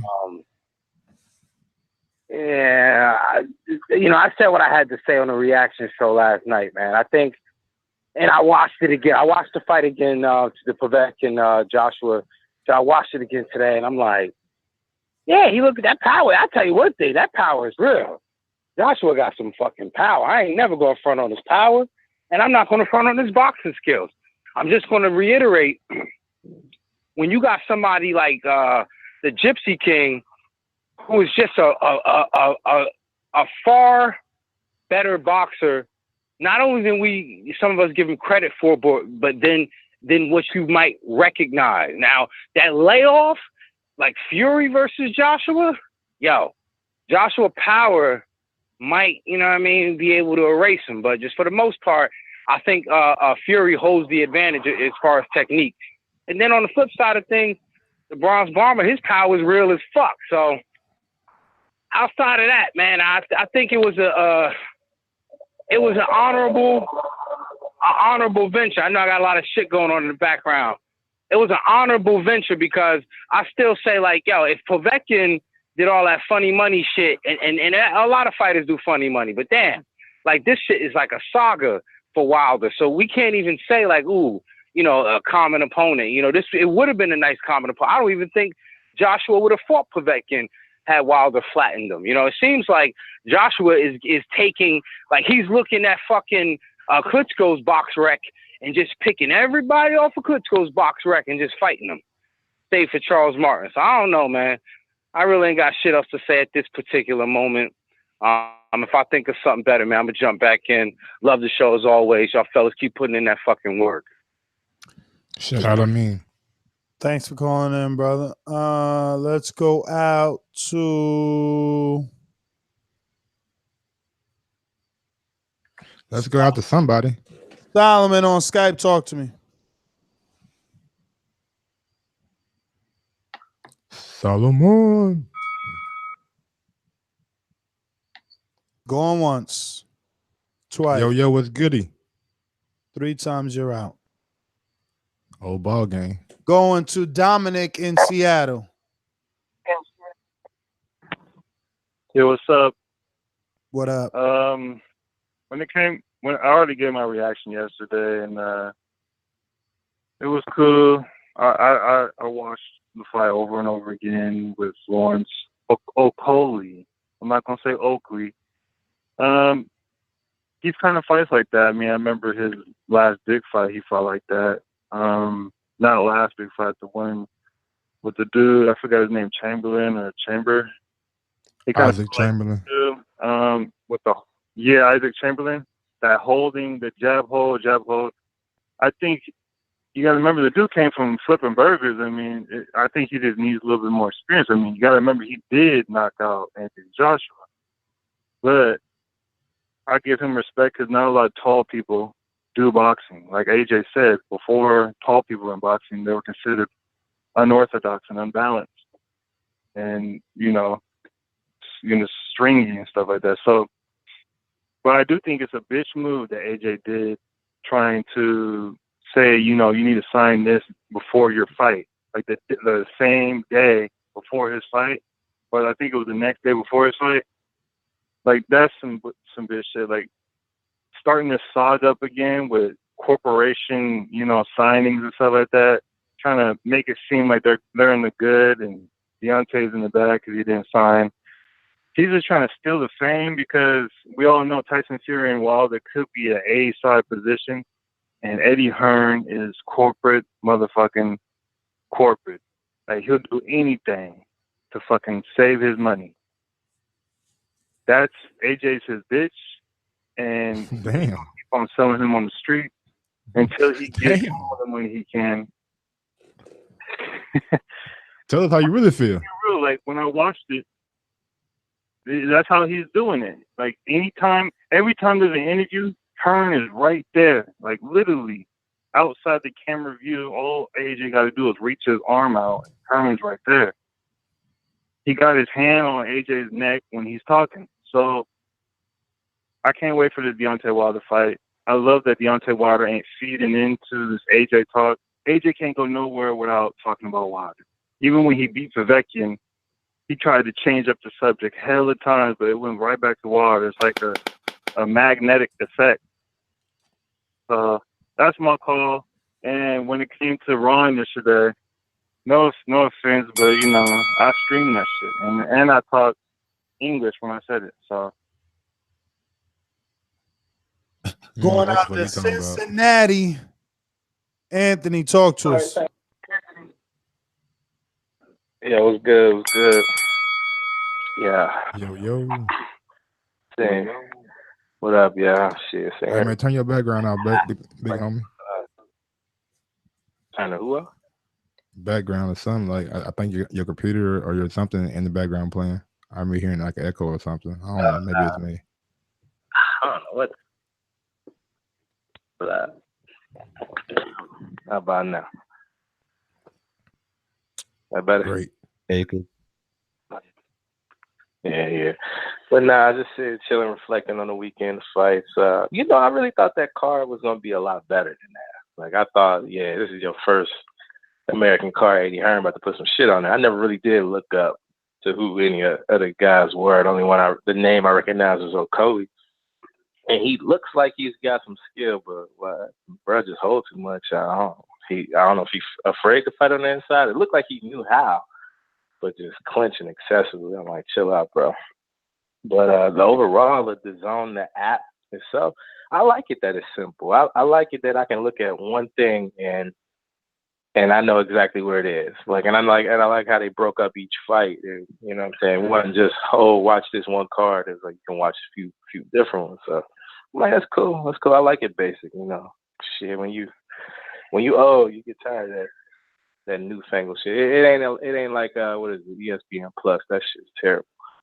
But yeah, anyway, good fight. AJ showed a couple wrinkles. He's fluid now. I will give him that. He's less robotic to me. I don't know why people think he still is, because he moved a little bit. You know, he got in there and got cute. He got clipped and cue that soundbite. There's only one, Deontay Wilder. So, but we'll see. We'll see what happens in the next couple months. They claim they want to negotiate, but y'all points made. And that's like your point made. That's how I see it. Trying to strike before he strikes. So, but yeah, that's all I got, guys. Have a good evening, man. Later, Anthony. Anthony, thanks for calling in, my friend. Let's go out to Andre Diacono in London. No, I'm back home now, brother. I got in this morning. Damn. Go, champ. Let's go, champ. 9 o'clock flight out of Heathrow this morning. I'm back here about 2 o'clock. Nice. Man, look, I was there last night. I enjoyed it. The card, I didn't care for the card much, man. But what surprised me the most is that majority of the people that I was around already know that Dylan White's gonna be fighting in April, man. It's a money grab, man. All the money that Eddie Hearn make with Wembley, man, it's a money grab. I don't think he's ready for Wilder because he don't want that gravy train to end, man. What they charged me for VIP where I was, I didn't pay. It was $500 on the ticket, drinks, food, and you wasn't even on the ground. You was up on the second level of Wembley. But man, listen, Deontay Wilder's not fighting in April, man. People already know it's Dylan White, so that's what it is, man. But other than that, it was a great event. I mean, drinking, eating, that's about it, yeah. And that's about it, man. So Dylan White in April, man. Wilder don't waste your time. Listen to Eddie. All right, Dre, thanks for calling in. We're going to go out to what looks like a first-time caller. My man in the 213, somewhere in Cali, 213-634. You ready, B? Turn that radio off in the background. First-time caller, tell us you're a first-time caller. I'll play this first-time caller intro. All right. Yo, what's good, man? It's Black Seas calling in, man. Oh, Black Gardena, Caesar, what California, up? SoCal. What up? What up? What SoCal, up? what's good, bro? Chilling. Hey, man, what's up with all the chilling? That's what's up. That's what's up, Ness, man. Look, why everybody living in the moment? Like a lot of people are jumping ship after last night's fight, you know. But the truth is, AJ didn't show us anything that we didn't already know. Yo, they raving about his jab, and only casuals just discovered his jab. They only just discovered his jab, you dig? They just discovered it last night. But true boxing fans knew he had a jab. We've seen him fight like this before. This is how he fights. All right, that's casual shit. Only casuals have just discovered that he has that he's effective going to the body when he decides to go to the body. Like, that's not new. The people that picked Wilder over AJ, all right, the people that picked Wilder to defeat AJ, they picked Deontay because Deontay has an effective jab as well. He also, we picked the Bomber because he has the reach advantage. We picked Wilder because he's more fluid in the ring. He's less stiff. All right. We picked him because he has a good left hook. His left hook's underrated. He dropped Stavern with that left hook. He dropped Ortiz in the 4th round with that hook. You know what I'm saying? It's not like he's a one-handed puncher. I feel like his right hand gets all the glory, but we forget that he has a good left hand too. He beat Stavern in the first fight with his jab, with just his jab. So like I said, he's good with his left hand as well. And I just feel like a lot of people are jumping ship, and I think they're going overboard. They're living in the moment just because of what we saw last night, where like true boxing fans know it's nothing new. Like, this is AJ style. We knew he had a jab. We knew he had power in both hands. We also know that he's stiff and he's robotic. And even though he might have looked a little bit more fluent, that's not enough. Like, he's a stiff fighter to me. He's robotic in his movements. Maybe it's because of his height. And he chose to give his height and reach advantage away. Well, not his reach advantage, but his height advantage. He gave that away last night, at least to me, man. I mean, I don't know what y'all saw, but it looked like he was fighting pretty low. You know, it seemed like he gave his reach advantage. He gave his height advantage away, you know.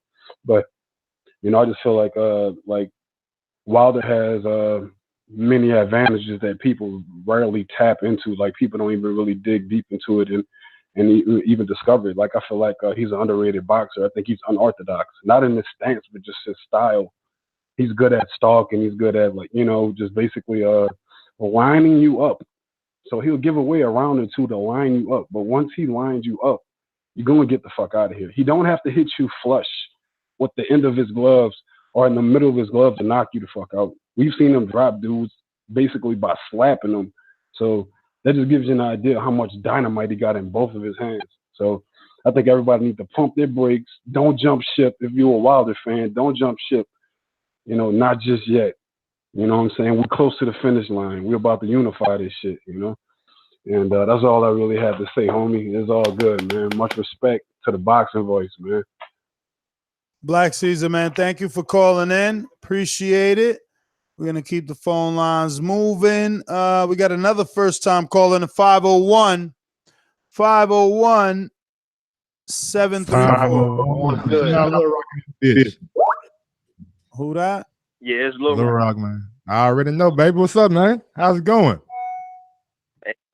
Hey, man, it's going real good. I'm actually a second-time caller, man, but what's your I wanted name? to call in because I'm tired of Maurice. I was in the comment section that you was talking shit about my name, but I'm gonna let that shit pass. Hold on, Maurice. Hold on. Go ahead. Start over. All right, so pretty much, man, I wanted to call in because I'm tired of people making excuses for Anthony Joshua. I'm tired of y'all saying this guy's working on the job. He's a fucking Olympic gold medalist, man. Like, I mean, even like think about it. Like, I don't even hear Lomachenko fans coming out and saying, "Oh, well, Lomachenko's learning on the job. He has 11 fucking fights." So cut the shit, man. We want to see him fight Deontay Wilder. It's apparent he doesn't want to fight Deontay Wilder. Every time he's asked about Deontay Wilder, it seems like he want to fight him. Like, I'm just tired of the bullshit. We want to see the fucking fight. I mean, that's pretty much all I really got to say, man. Like, the dude is obviously afraid. Now, I give him props. He beat Povetkin. He beat him in 7 rounds. He said he'll do it in 8. But at the end of the day, man, we want the fight. He did a fucking Twitter poll, and he was like, "Who do you want me to fight next?" Dude, you know who the fuck we want you to fight next, bro. We want fucking Deontay Wilder, bro. It was fucking 4% voted for fucking Dillian White. Nobody wants to see him fight Dillian White. Dillian White looked good against Lucas Brown. He looked decent against Parker. He beat Parker. I give him that. But at the end of the day, bro, nobody wants to see him fucking beat Dillian White again, bro. We want to see him face Deontay Wilder. Like that, it is what it is. 22 fights or not, bro. You decided to go out for the belt. You decided to you wanted to be the man of the UK. Now you got to step up to the plate, pretty much. And for all the UK fans out there that's listening, hey man, y'all are cheering for a paper champ. Google what a fucking paper champ is. He's not a real fucking champion. Those belts belong to Tyson Fury. So that's all I got to say, man. Call with that sauce. Well, thank you for It is calling what it is. in. Oh yeah. One last thing. I got to give a big fuck you to Eddie Hearn for blocking me too, man. Eddie Hearn, I'm telling your ass, everything that I'm saying right now is 100% true. I told Eddie Hearn that shit. We had an hour-long conversation on Twitter. He didn't like what I said, and he fucking blocked me. So fuck you, Eddie Hearn, and that's all I got to say. Look, Eddie Hearn can say all what he likes. Who gives a shit what Eddie Hearn says? It's garbage. All right. Well, thanks for calling in. Mention real quick. Eddie Hearn said he was blocked himself from Tyson Fury on Twitter. Yeah, we said that right. Ron was sleeping. Yeah. We're gonna get out to Troy. Oh, Troy, the fight has been signed. We got a date. Baltimore. We got a date. Yes, sir. Back up here. Yes. I'm here. I I'm here. Listen, you have no venue, and you also have the word possibility. You know, going with the venue. Did you hear him? He said we ain't got no venue. Okay. We got a press tour plan, but we ain't got no venue plan. Okay, brother. No. I read. You have a date, but then they saying it could be here, it could be there, and then at the end of that, possible. That means there's nothing is set yet until you take out words like possible and and have a set venue. Oh my God, man! Let's talk about current affairs, man. I am not myopic, okay? I'm not myopic. I can talk about more than one subject. Thank you very much. You know what, man? They say, this is a true thing too.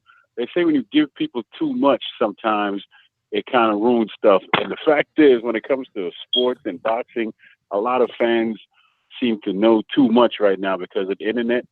That's why there's so many faggots talking about sports. And don't get all offended, but they're so sensitive.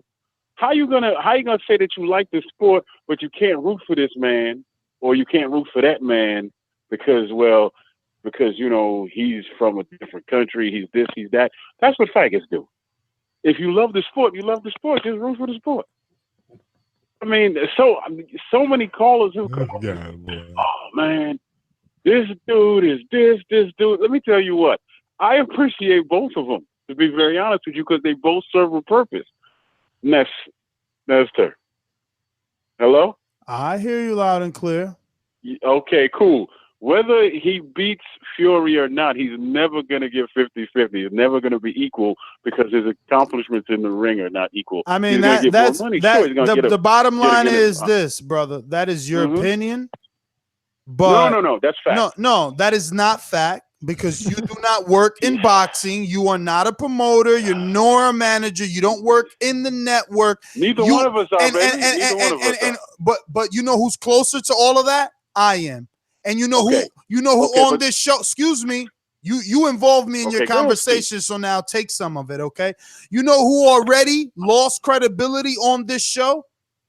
You did. Nobody. No. Everybody. No. Slow down, my friend. Really? Because I don't forget a motherfucking thing. Hold on. Keep talking. Oh, so do I have to mute you to speak? Because you invited me to your conversation. I was letting you be Troy. But you fucked up. You know you came on this show talking cash shit about Wilder fighting Brazil. Yet we got a pay-per-view fight with Showtime. Right. And people changed their they changed their mind, right? You know who else changed their mind? Let me tell you who else changed their mind, Troy. Let me tell you who else changed their mind, Troy. AJ, when he said January was the deadline, all of a sudden Deontay got a big fight and he getting real scared, and now the deadline December, huh? Damn, Troy. Come on, Troy. You got your back on the ropes. Damn, Troy. I'm gonna get back to my phone. You do your thing. I'm talking about that. Listen. That's the faggot stuff. But who cares about that? Oh man, you got 3 F-bombs, man. Come on, the F-bomb, man. Who cares about this and the third? We all know they're gonna fight. Who cares? Back to what I was saying. Obviously, AJ cares. Obviously, AJ cares. He won Dillian White. He won Dillian White. Where's Dillian? He didn't change anything. Where's Dillian? Dillian's behind you. Dillian is fucking behind you. You got to okay. Didn't I tell you about all? You got to calm down, man. You know you're gonna raise your blood pressure. No, because you know it. You defending this dude. You defending this dude because you obviously like the troll. You obviously like the troll. You see him turncoat. He ducking and dodging on live TV, and you won't motherfucking keep it real. That's sad, man. He's 6'6", and he's a unified heavyweight champion over 200 pounds. I'm 6 foot. I have no way to defend He won zero sauce. He won zero sauce with the one true threat. Right. He won zero sauce with the one true threat. Right. Because in the last 5 years of his career, he's shown that he don't want to fight. He wants to fight Wilder, but he knows he doesn't have to. He wants to fight him after he gets the bag from like 5 other opponents that he know he could beat. Let's stop playing. Okay, but first and foremost, Troy, you old enough to know this. You old enough to know this. You old enough to know this, Troy. Why are you lying to the people? You lying to the people. You've been watching boxing all your life. You know how it works. Let me say this. let me say this to you, right? He could not fight Wilder and always make more money than him. He's making more money than him now. He's a man that's built to make legacy moves. That's why his career is going the way it is. That's why Wilder's career is mainly hype. And the only thing he has to hang his hat on is Ortiz. And that's the reality of it. Troy, man, I'm That's gonna let the you reality go. of You it. You have punching one after man- the bell. No. You punching after the bell, and the world's saying it, man. Look, Kai's saying, Troy, you too old not to be wise. Like, come on, brother. Like, I mean, I get it. I get you and Robbie, which I trolling, but at least Robbie came on today and said, you know what? I want to see my guy. I want to see my champion, the champion I root for. I just want him see him stop singing and dancing and say Wilder's name clearly. Stop fucking stuttering. Stop with your fucking funny ass, no eye contact at all. You don't want to look in the fucking camera. You don't want the man in the fucking ring. Like, what the fuck? Yo, anybody that thinks this is Wilder's fault, I just wish I could line y'all all the fuck up and smack every one of you. How the fuck is it this man's fault? The one man is saying, no, if he comes in the ring, arrest his ass. Get security. You know what I'm saying? This man had a contract to commentate on Sky. Sky wanted him in the ring. AJ pulled the fast one. I don't want him in the ring. Now you give him a January deadline. Now let's make it December. You want to fight? You want to fight? Take this flat fee. You want to fight? You ain't getting no percentage. You ain't getting no fucking rematch. Matter of fact, walk into the ring naked. What the fuck is wrong with y'all, man? I'm tired of talking to ignorant people. I can't wait for this fight to happen. Listen, I've been here for years and I'm everywhere. Y'all the ones ain't never fucking there. Let's lay money down. And if you broke, I'm shaving niggas' heads. I mean, I'm notorious for that. We could play for hair, motherfucker. I want all of it. All of it. Take it the fuck off, Troy. And everybody else. Everybody else who want to bet, because I'm behind my fucking guy. My guy hits like a motherfucking bull. Freight train. You the one scared. You the one scared. I seen AJ get buckled by Povetkin. Ooh. I seen that. Now, you want to go ahead and make the little fucking, barometer to AJ and, Povetkin and Luis Ortiz. Go ahead. I'll take the 300 plus amateur fights, the straight punching fighter over the lunging, shorter Mickey Mouse fighter. That's all I'm saying. That's all I'm saying. And pick gold medal. Y'all need to stop lying to yourselves because the shit is black and white. Only one man gets agitated when you bring up the other's name. Why is that? Because he can't duck the fucking question. No matter where he goes, they talking about the other champ. I mean, that shit got to be demoralizing, all right? Every time you win, they ain't talking about how good you look. It's Deontay Wilder's next. Is Deontay Wilder next? You can't escape it, and neither could your fucking fans. They're aggravated already of trying to discredit Wilder. They're getting tired of saying the same shit over and over. Just keeping it real, bro. We just want to fight. People said the shit about Mayweather. They made fucking graphics of Mayweather in chicken buckets, calling them KFC, right? It's no different.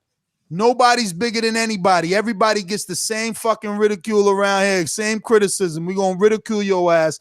You either going to get in that ring or vacate them fucking belts. It's that simple. How much shit are we going to eat? Like, how many times could you use the fucking mandatory excuse when we all know you making $20 million? Okay, all your fans like to laugh at Wilder and say, everything Eddie Hearn says, and I'm using air quotes, oh, Wilder don't make no money. He hasn't made over $2 million, yet he's willing to pay $600,000 to step a dude to the side to get that real fight in. So where's this $20 million baby at? Why the fuck he can't lay down some step aside money the way that Danny Garcia did to fight Lamont Peterson? You know how many motherfucking champs pay step aside to get a real fight in? A significant fight in? I mean, I just don't get it. Like, why do you need this to be repeated to you? Shit is We've been all watching boxing long enough, bro. You could be a casual and see the fucking writing on the wall, man. It's aggravating already, bro. Like let's just watch the fight and be happy about it. But let's stop this. He better than that dude. He's the ace. Man, fuck all that. Your man's running. Your man's is running. Just 24 hours ago, he still was mentioning fucking Dillian White. It's disgusting. Meanwhile, Dillian White is in discussions with Chisora. What would the world say if Deontay Wilder was in discussions with Chisora? If that was the headlines in the news. Oh, Deontay Wilder said to be fighting Derek Chisora. We'd be fucking laughing. We'd be laughing. You know what I'm saying? But Dillian White gets a pass and AJ gets another pass. Man, I'll pass. Shit is ridiculous. I'm telling you. It's just crazy. I don't know when it's going to stop. Rafi Dawkins on Skype. Talk to me. Rafi.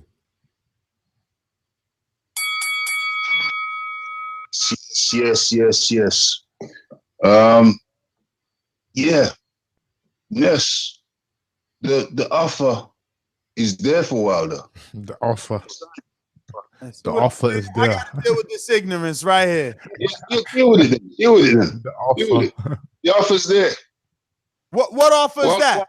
What offer is that? You don't got internet where you from? Because last I checked, Eddie said that offer's off the table. They sending a new one. Get your shit right. Oh, it took the offer off the table because Wilder won't sign the old offer. Aren't they sending a new one? Aren't they sending a new one? They're going to send him a new one? I mean, ain't that the headlines? Where you live at? I don't live on the internet, bro. I ain't got time for that shit. But listen. You obviously don't live on DAZN either. See, I live in England. We don't get DAZN in England. We get Sky. Well, you seen them get buckled on Sky, and you got nervous. You got nervous. You got happy. You got happy when he mentioned Dillian White. Say you didn't get happy.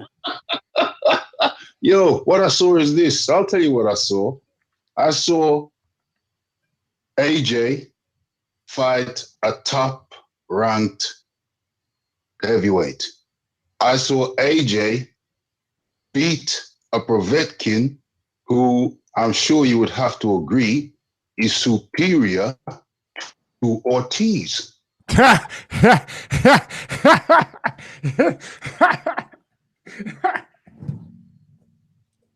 Yeah. Povetkin, I believe, is a superior fighter to Ortiz. Shit. Damn, boy. Hey, bro. Oh, hey, man. Damn, bro. Carry on. That was a good one, man. That was a good one. Whew. Go ahead. I'm sorry about that. Yeah. Povetkin better than Ortiz.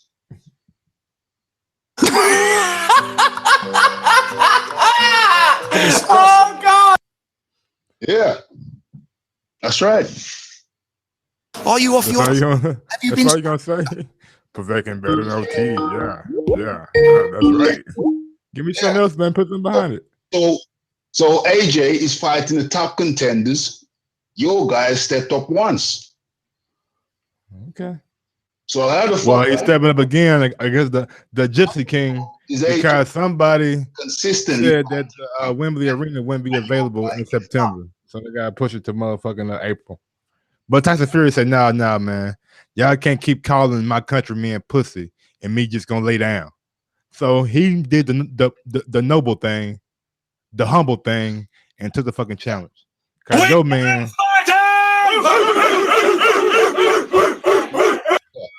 Yo, man couldn't do it. He wanted to fight grab because he knows his ass is out of condition.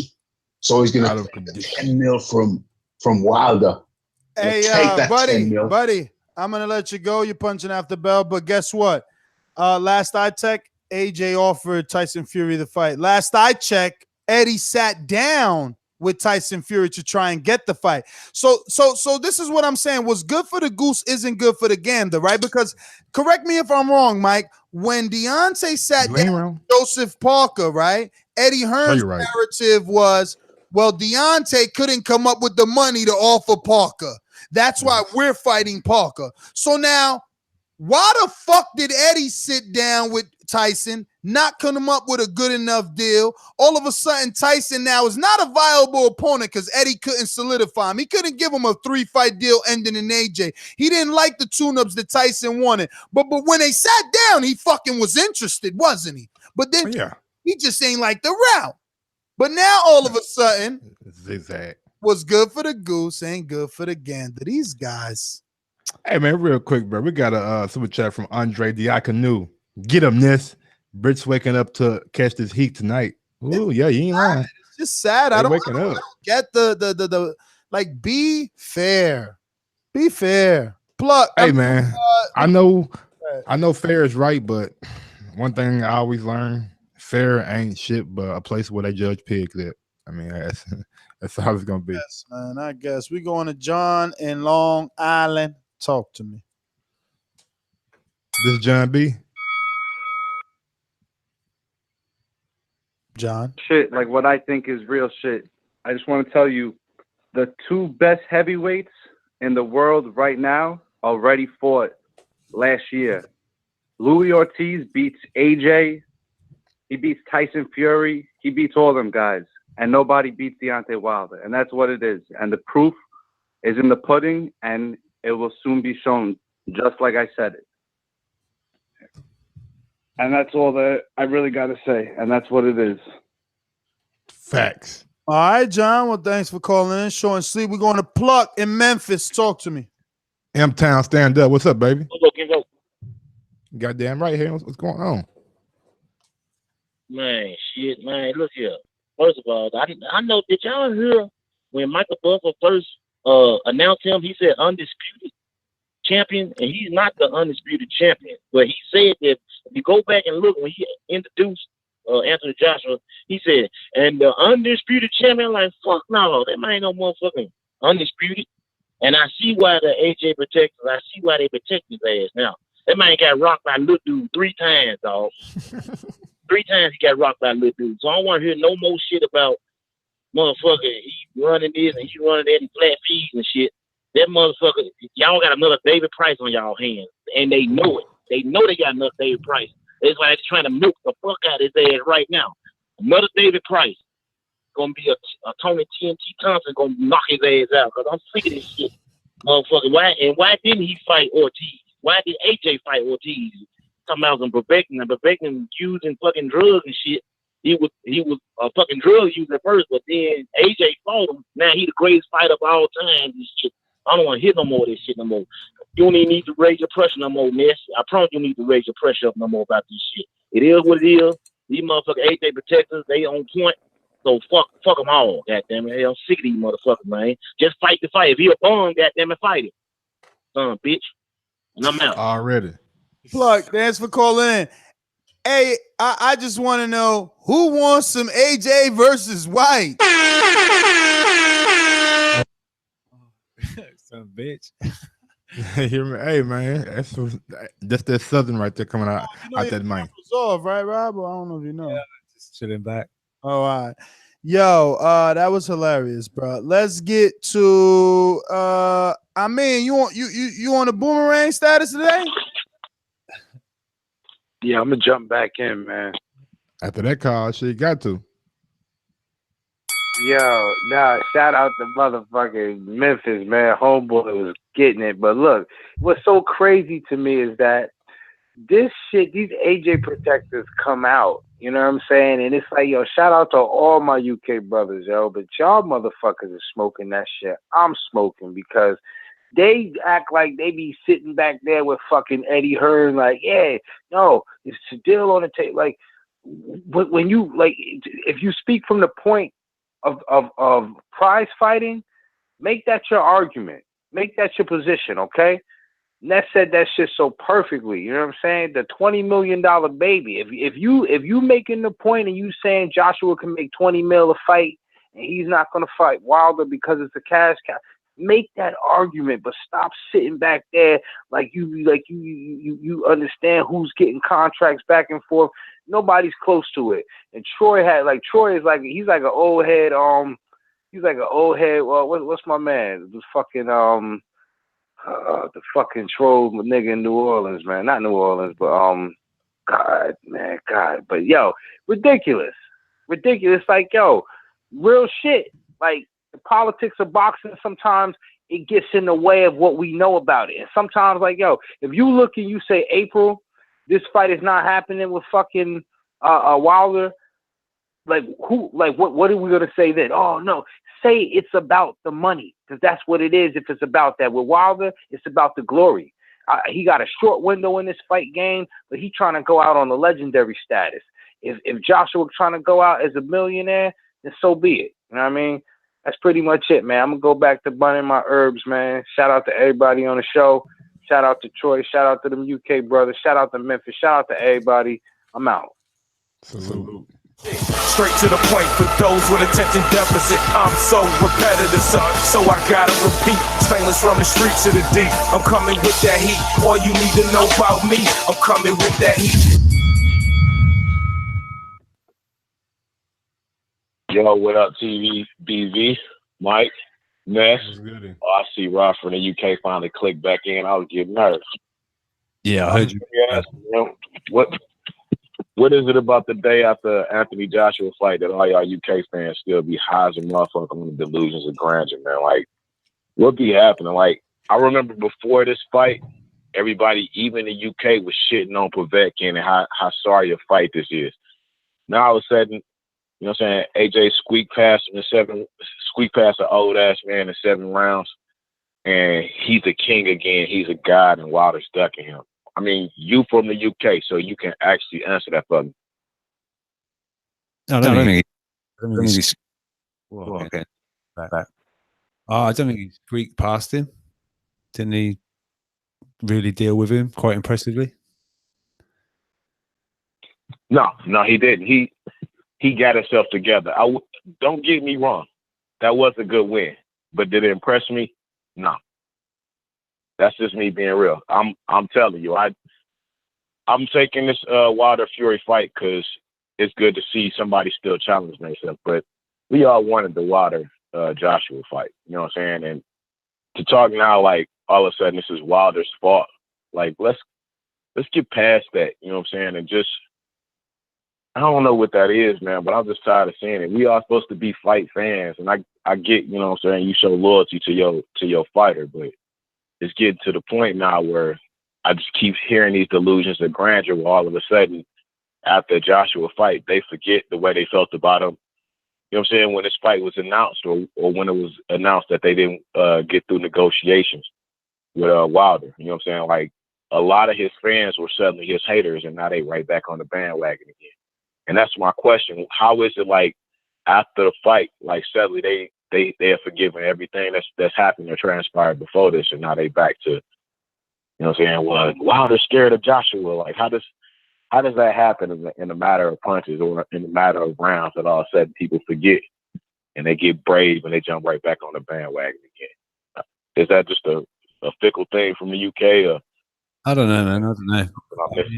I like everybody. I'm kind of tired of it all now. I just let me know if the fight gets made, and I'll be back happy to come and watch it. But to go through another if negotiations start again, and to have to go through all that and do, send this link and that link and talk about it and come round and it's not happening. It's his fault. It's that. I'm just tired of it. Like you, I just want to see the fight, man. Good, man. That's why I asked you. You are a bit objectional because you are Stainless. You know you gotta come back with your boomerang status. I'ma just say, I want to see White versus AJ too. Give me that fight, man. Give me that fight. Gary, Texas, talk to me. I'm totally with you. AJ's gotta fight Wilder, or Fury if he wins, whoever wins, but he's gotta fight the winner next. Otherwise, I mean, he's out of options here, right? I mean, he's out of excuses here. But my only question for you, Ness, is why do you hold AJ and Keith Thurman to completely different standards? Like, why are you a complete hypocrite? Because I agree. Gary, won't you pause yourself right there? Pump the brakes. For one, your analogy sucks total asshole, right? Like the dirtiest, unwiped asshole. You know why? Because Keith Thurman is hurt, not AJ. You cannot put them in the same boat. Stop with the injuries, bro. He's He's not injured. He's not injured. Oh, he's not. No, he's not hurt, he's bro. fought. No, he's not. fought in the last 6 months, or has he fought in the last 12? Stop it. Stop it. Stop it. Sure. Oh my God. You sound worse than fucking AJ protectors with that dumbass statement. Goodbye. I'm gonna sit here and wait for you to finish, buddy. Okay, so Keith Thurman had a surgery that the American Association of Orthopedic Surgeons says takes 2 weeks to recover from, and he's been out a year and a half. Come on, man, you don't want to fight. You saw him at the Porter fight. He was looking fat. You know he's not fighting again. And then he's talking about fighting his attitude. Come on, I'm just saying, like, everything you said about AJ was right, but then like you're gonna cover up Keith Thurman's fake injury, which you know what nobody believes, and say that's the reason why he's been out for a year and a half. It's because he had microscopic surgery. Come on, man. No one buys that. I want to hear you respond, too. I'm just going to be dead air. He's just sitting back, man. Okay. Am I wrong here? Does anyone believe that Keith Thurman's been out a year and a half, going on almost 2 years, because he had microscopic surgery on his hand? Hey, man, I don't know why he out, but I just know he been out for a minute. Right, because he's scared of Errol Spence. I'd be scared of Errol Spence too if he wanted to fight me. I wouldn't want to fight him. But just be real with him. If he... Like, what's good for the kid? He's scared. Right? If it's true about AJ, it's true about Thurman. And that's all I got. Die slow, die slow, die slow. Jealousy is a disease, die slow, die slow, die slow. Tell her that jealousy is a disease. Now you want people to kill themselves because they talking about your boo? I feel you. I'm just saying, these people are crazy, bro. Like, how else do you deal with crazies, homie? I mean, my man said AJ and Keith Thurman are the same person. Let alone Keith doesn't have as many titles, never did. Let alone Keith never faced everyone except one remaining guy. You know, I mean, just the comparison is just ridiculous. But I mean, this is what you get from people grabbing at straws. I mean, what else can you do at this point? AJ has left you out of excuses. This is what you come up with now. He's taken every logical excuse off the table. Now you got to start comparing them to dudes that have been injured so long they haven't been in the ring in over 12 months just to make him and yourselves feel better. Just disclaimer that he doesn't represent my point of view. No, of course he doesn't.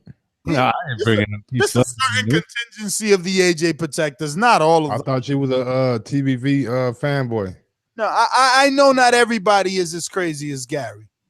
I mean, Thurman is out for a year and some change because he's afraid of Errol Spence. I mean, this guy. I mean, hey, it could be a narrative. Here we go. Yeah. Okay. Yeah. Hey, Mike. Just like my narrative that Terrence Crawford is afraid, so he's hiding. We ain't said nothing about Terrence Crawford all day, but you want to bring Terrence into it. Oh my God. We all got narratives that don't know. Hey man, Keith. Can't wait to see you back, baby. Get well soon. You know what I mean? Get well soon, Keith. Get well soon, baby. I don't know if anyone ever said it, but I know they said it in other ways. But instead of opinions, it's narratives. Everyone's got one. They're all like assholes. You know what I mean? One time. We're gonna go to Jay in Brooklyn. What up, Jay? What's good, Boxing Voice, man? What's good, man? That AJ fight, like I said, stopped in the mid rounds. Boy, you need to stop being scared, man. Call out the Bronze Bomber, man. I'm not get spark out, whatever, how y'all say it out there.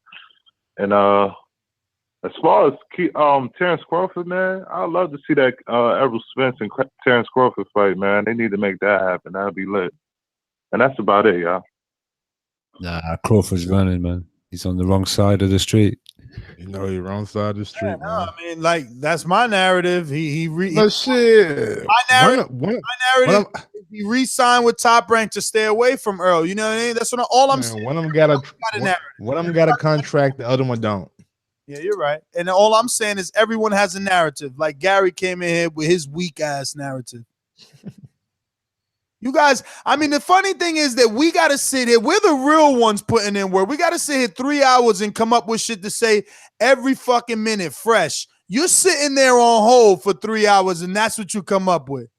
Son of a motherfucking gun. Jesus Christ. Damn, boy. They damn me keep got your blood over there, don't they? No, shit. It's just crazy that they're not like, bro, I'm doing this on the fly. No paper, nothing. It's like, motherfucker, you on hold. You can really sandbag me. Get to fucking work, smart ass. On the fly. No, I'm gonna sit 3 hours on hold. Oh, I got Ness. I got him. I can't wait till I get on weight. Ness, guess what?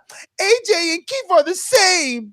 And shut the fuck up. That's some dumb shit. On the fly, you called him like the dirtiest kind of asshole or some shit. Yeah, something like Crazy. I mean, come on, bro. Come on. Like you're going in your AJ bag to say some weird shit like that. I don't know. Hopefully someone else. Hopefully someone else would back him and at least say, like, nah, Ness, you know, Keith is just like AJ. Somehow he's accomplished with just being, you know, getting 2 belts. He did everything AJ did. Even though he has more fights than AJ, you know, at 17-0, he was fighting Orlando Laura, but it's okay. They're the same. Who's got the background noise over there with the TV or some shit? And it's Mike. Yeah, my fault, man. My professor came through too loud. Let's get out to the 415 first time caller. Is this San Francisco, the Bay, San Diego? Where you calling in from, my friend? 415-707. Oakland. San Francisco. What up? Oh, What up? man. Who's this? Thought you was a real one. Eric from San Francisco. Who? Get off a speaker, homie. Eric in San Francisco. All right, Eric. We're going to let you not crash tonight. Go ahead and talk to us in San Francisco. Hey, man, I seen the fight yesterday. Fuck, man. It feel like they were yanking AJ's T2 on mention Wilder's name, man. That's crazy. That's crazy, man. He rocked them. I saw Wilder there not get his ass out, man. That's it. I'm a big fan, man. Keep doing what you're doing, and I'll call next time. All right, brother. Well, thanks for calling in. Eric in San Francisco, we got you locked in, brother, and we appreciate you being part of the show for sure. We're going to head on out to some other callers, but once again, thank you for calling in. You guys know the number to call in. Not three. It's definitely not a 3. What's the number, Mike? If you're listening right now, smash that thumbs up button on YouTube. It helps with the visibility of the show. The number is 1-425-569-5241. T-Dub and the Lou. What it do? Oh, man, you already know what it do. What's up with the gang? How you guys Show me state. Man, we out here, we out here crushing AJ protectors. That's all. Like pecans. Well, hey, I just jumped on, man. I want to give y'all my thoughts on the late. To be honest, man, when I watched that post-fight interview, the interviewer asked Anthony Joshua probably like 3 or 4 times, who did he want to fight, right? And I don't care what Matchroom do or what Eddie Hearn do. He's asking you, if you had a decision, who do you want to fight? And the first time he asked him, he answered the question with a question. He said, well, let me ask you a question. I'm like, hold on, what do you mean ask the question? And then he asked the audience, right, as if you can understand what the crowd is going to say when there's thousands of people. Obviously, they hate Eddie Hearn because they gave him some nice boos.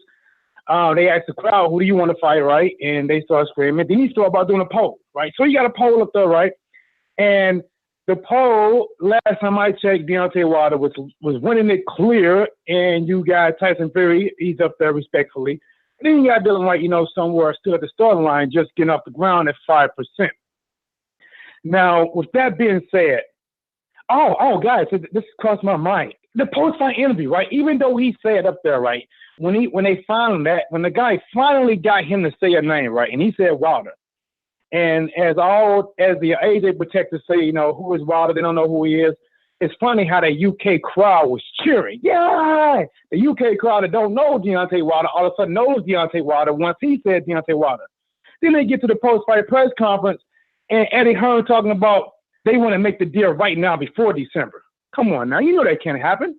You know that can happen. Wilder is focusing on Tyson Fury.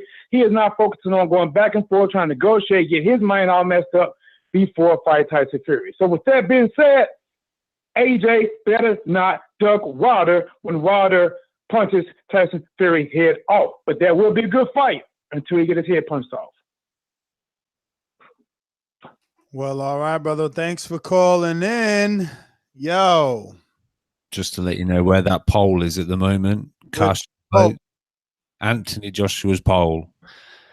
Who do you want next? Oh, cast your votes. Wilder, Fury, White are the options. Wilder's winning out of 424,468 votes. Wilder's got 53%, Fury on 43%, and Dillian White 4%. Now, there you go. That's how irrelevant Fury is, you know. The UK haters, AJ protectors, want to say Fury is nobody.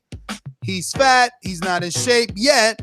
The public wants to see him face AJ just as bad as they want to see AJ face Wilder.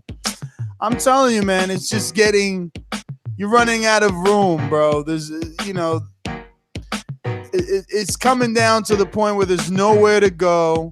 I don't want to say nowhere to run because he's got options. He can keep making money. But public perception, he cannot dodge that. There's just no way around public perception. And he's looking bad. People are interpreting his post-fight without our help.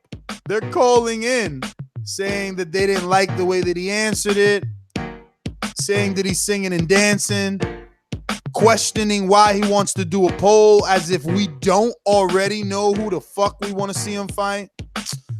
But hey, man, it gives me something to talk about, and it definitely gives me someone to clown. So I am your host, Nestor Gibbs. Find me on Instagram and Twitter at NestGTO. Have a good night. I agree.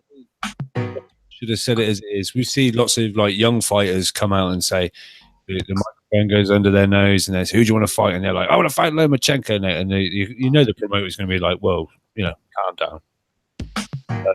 Let the fighter say who he wants to fight, and you know the management or whatever will tell you. But he could have said what we wanted to hear, but kind of did. But we just have to go through this whole thing again. Apparently, there's an offer coming. Apparently, there's going to be a meeting, maybe, but it's just a long time again, and I don't think we see it. Apparently, there's rematch clauses in Wilder Fury match. Keep repeating that. I'm just saying that's apparently, but this has come from Ben Davidson, according to the Independent newspaper. So they both got a rematch clause. So it is what it is. And as we know, it's probably going to be Dillian White anyway. So yeah, it is what it is. I'm just a bit bored of it all now. You can follow me on Instagram and Twitter at UKRobTBV. Great weekend in boxing. Thankful for AJ for saving the weekend. I mean, it was the only pretty relevant fight on. He got busted up a little bit, but he showed composure. He showed his levels, and kind of dodged some questions in the post-fight interview. But it is what it is. Some A-side tactics, maybe. And I don't really care for the poll that he put up on Twitter. I mean, we all know what the general public and what the casual fan wants to see, so why even put it out there like that? And the zone, you got to ship up and shape out and do something, because those commentators ain't cutting it. Leave Chris Mannix, get rid of everybody else. And, remember someone else who was deflecting? Polls are a clear sign of deflection. Remember Remember, we all wanted Floyd to fight a certain someone, but he put a poll. Who do you want me to fight? Devin Alexander or Amir Khan? When we didn't want none of those names, you know what I'm saying? Those them poll narratives, it's like, yo, stop it. We know what that means.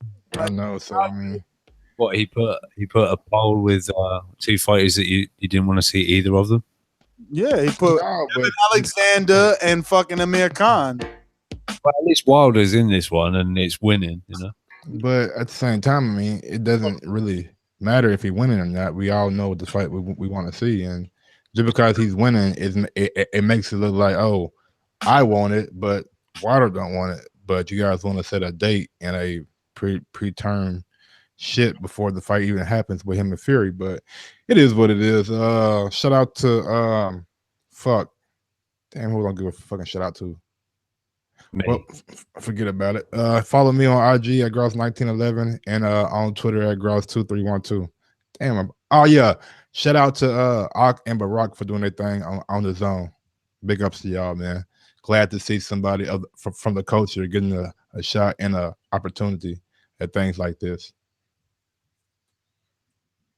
Legendary boxer hasn't pressed 1. I'm gonna take a picture of this. Just he don't want to press 1. I'm pretty sure he want to shit on the zone. Look, now he pressed 1. He'd rather be in the chat talking shit. Oh man. Sorry, Ness. That's the first time I didn't press 1. I usually do. But, I was gonna say I was gonna give my review of the card, but it was such fucking raw sewage. It was fucking trash from top to bottom. Besides Adrian. I watch it. What sort of hypocrite are you? How'd you watch it? Hypocrite? Catch you later. I watched it on YouTube. I watched it on YouTube like 5 minutes after the fight was over. Why? Why Like watch it? people. Why Like watch? most Why watch these shit fights? You fucking hypocrite. You want a cookie for that? Didn't I? I watch boxing. I watch shit fights on PPT. Why also. They have shit wouldn't fights I? also. watch Why them. wouldn't I? I watch.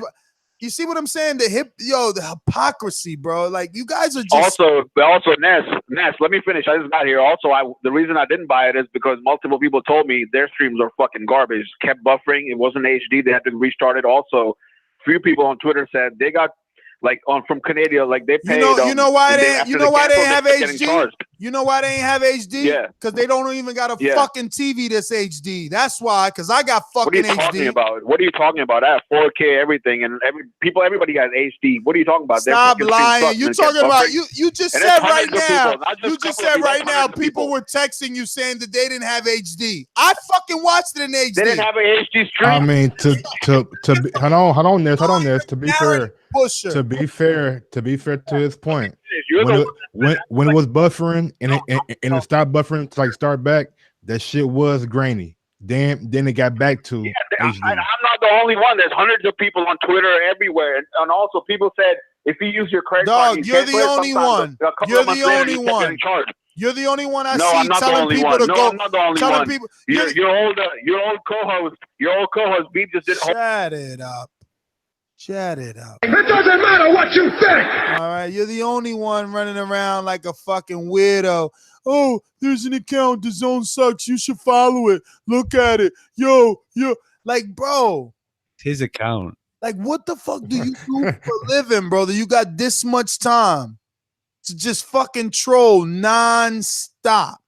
I don't watch shit fights, but did you see this garbage card? I would never buy DAZN. DAZN is putting on garbage. I'm not gonna watch that garbage. Jesse Vargas, Thomas Foreman, ha ha ha ha ha. All of a sudden, how'd you watch it? I watched this the minute it was over.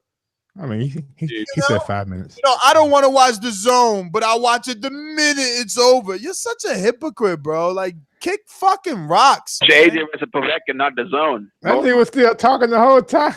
This motherfucker don't stop. I told you, bro. I told you. Read him in the chat. He's lethal, kid. Caps lock. It must be true.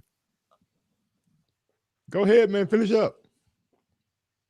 Oh, I thought Ness muted me again for some reason. But I watched the fight because I like AJ. I'm not like an AJ hater. I think he's a good fighter, but I thought he was kind of exposed. He's getting fucking touched up by a 39-year-old midget with short fucking arms. I mean, what do you think? How old was Ortiz? How old was Ortiz? A 39-year-old midget. 38. Oh, so whoa, 38. whoa, big fucking difference.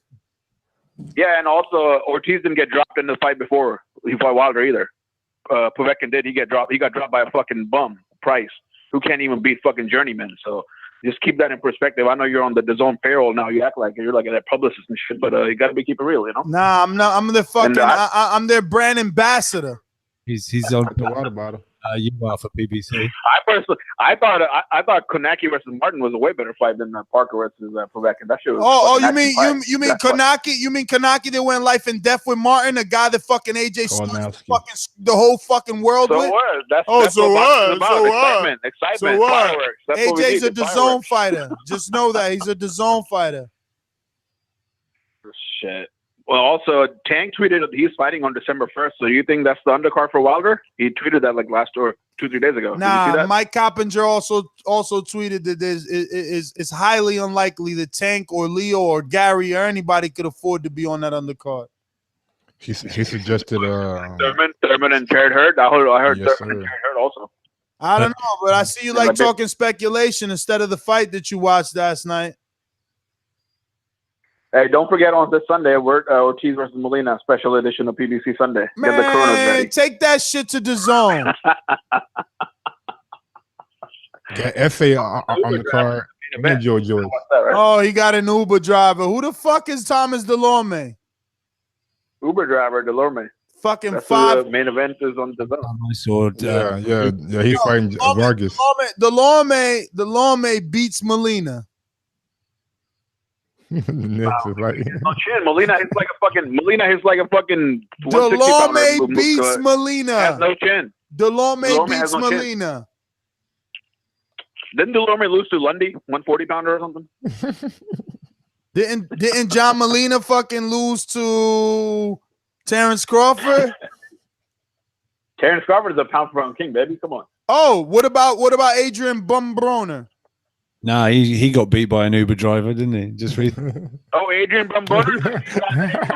Fight deal tour? Oh, the same guy Eddie offered a fight deal for, like 5-fight deal. He's been begging all the PBC. Yo, doggy, Eddie offered Tyson Fury for a 3-fight deal. That didn't mean shit. And today. Goodbye. Your time's up. I'm out of here. Anyway, on that note, don't ever say I didn't give you a chance. I just gave him one, and I gave you guys a couple extra minutes for your hard day at work. Mañana, when you're at the water cooler, laughing out loud, make sure to tell your coworker TBV. Keeping you definitely entertained with weirdos like fucking legendary boxer. Yo.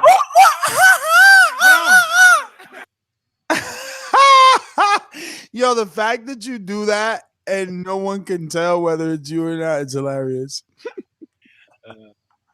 Yo, good night, people. Haters.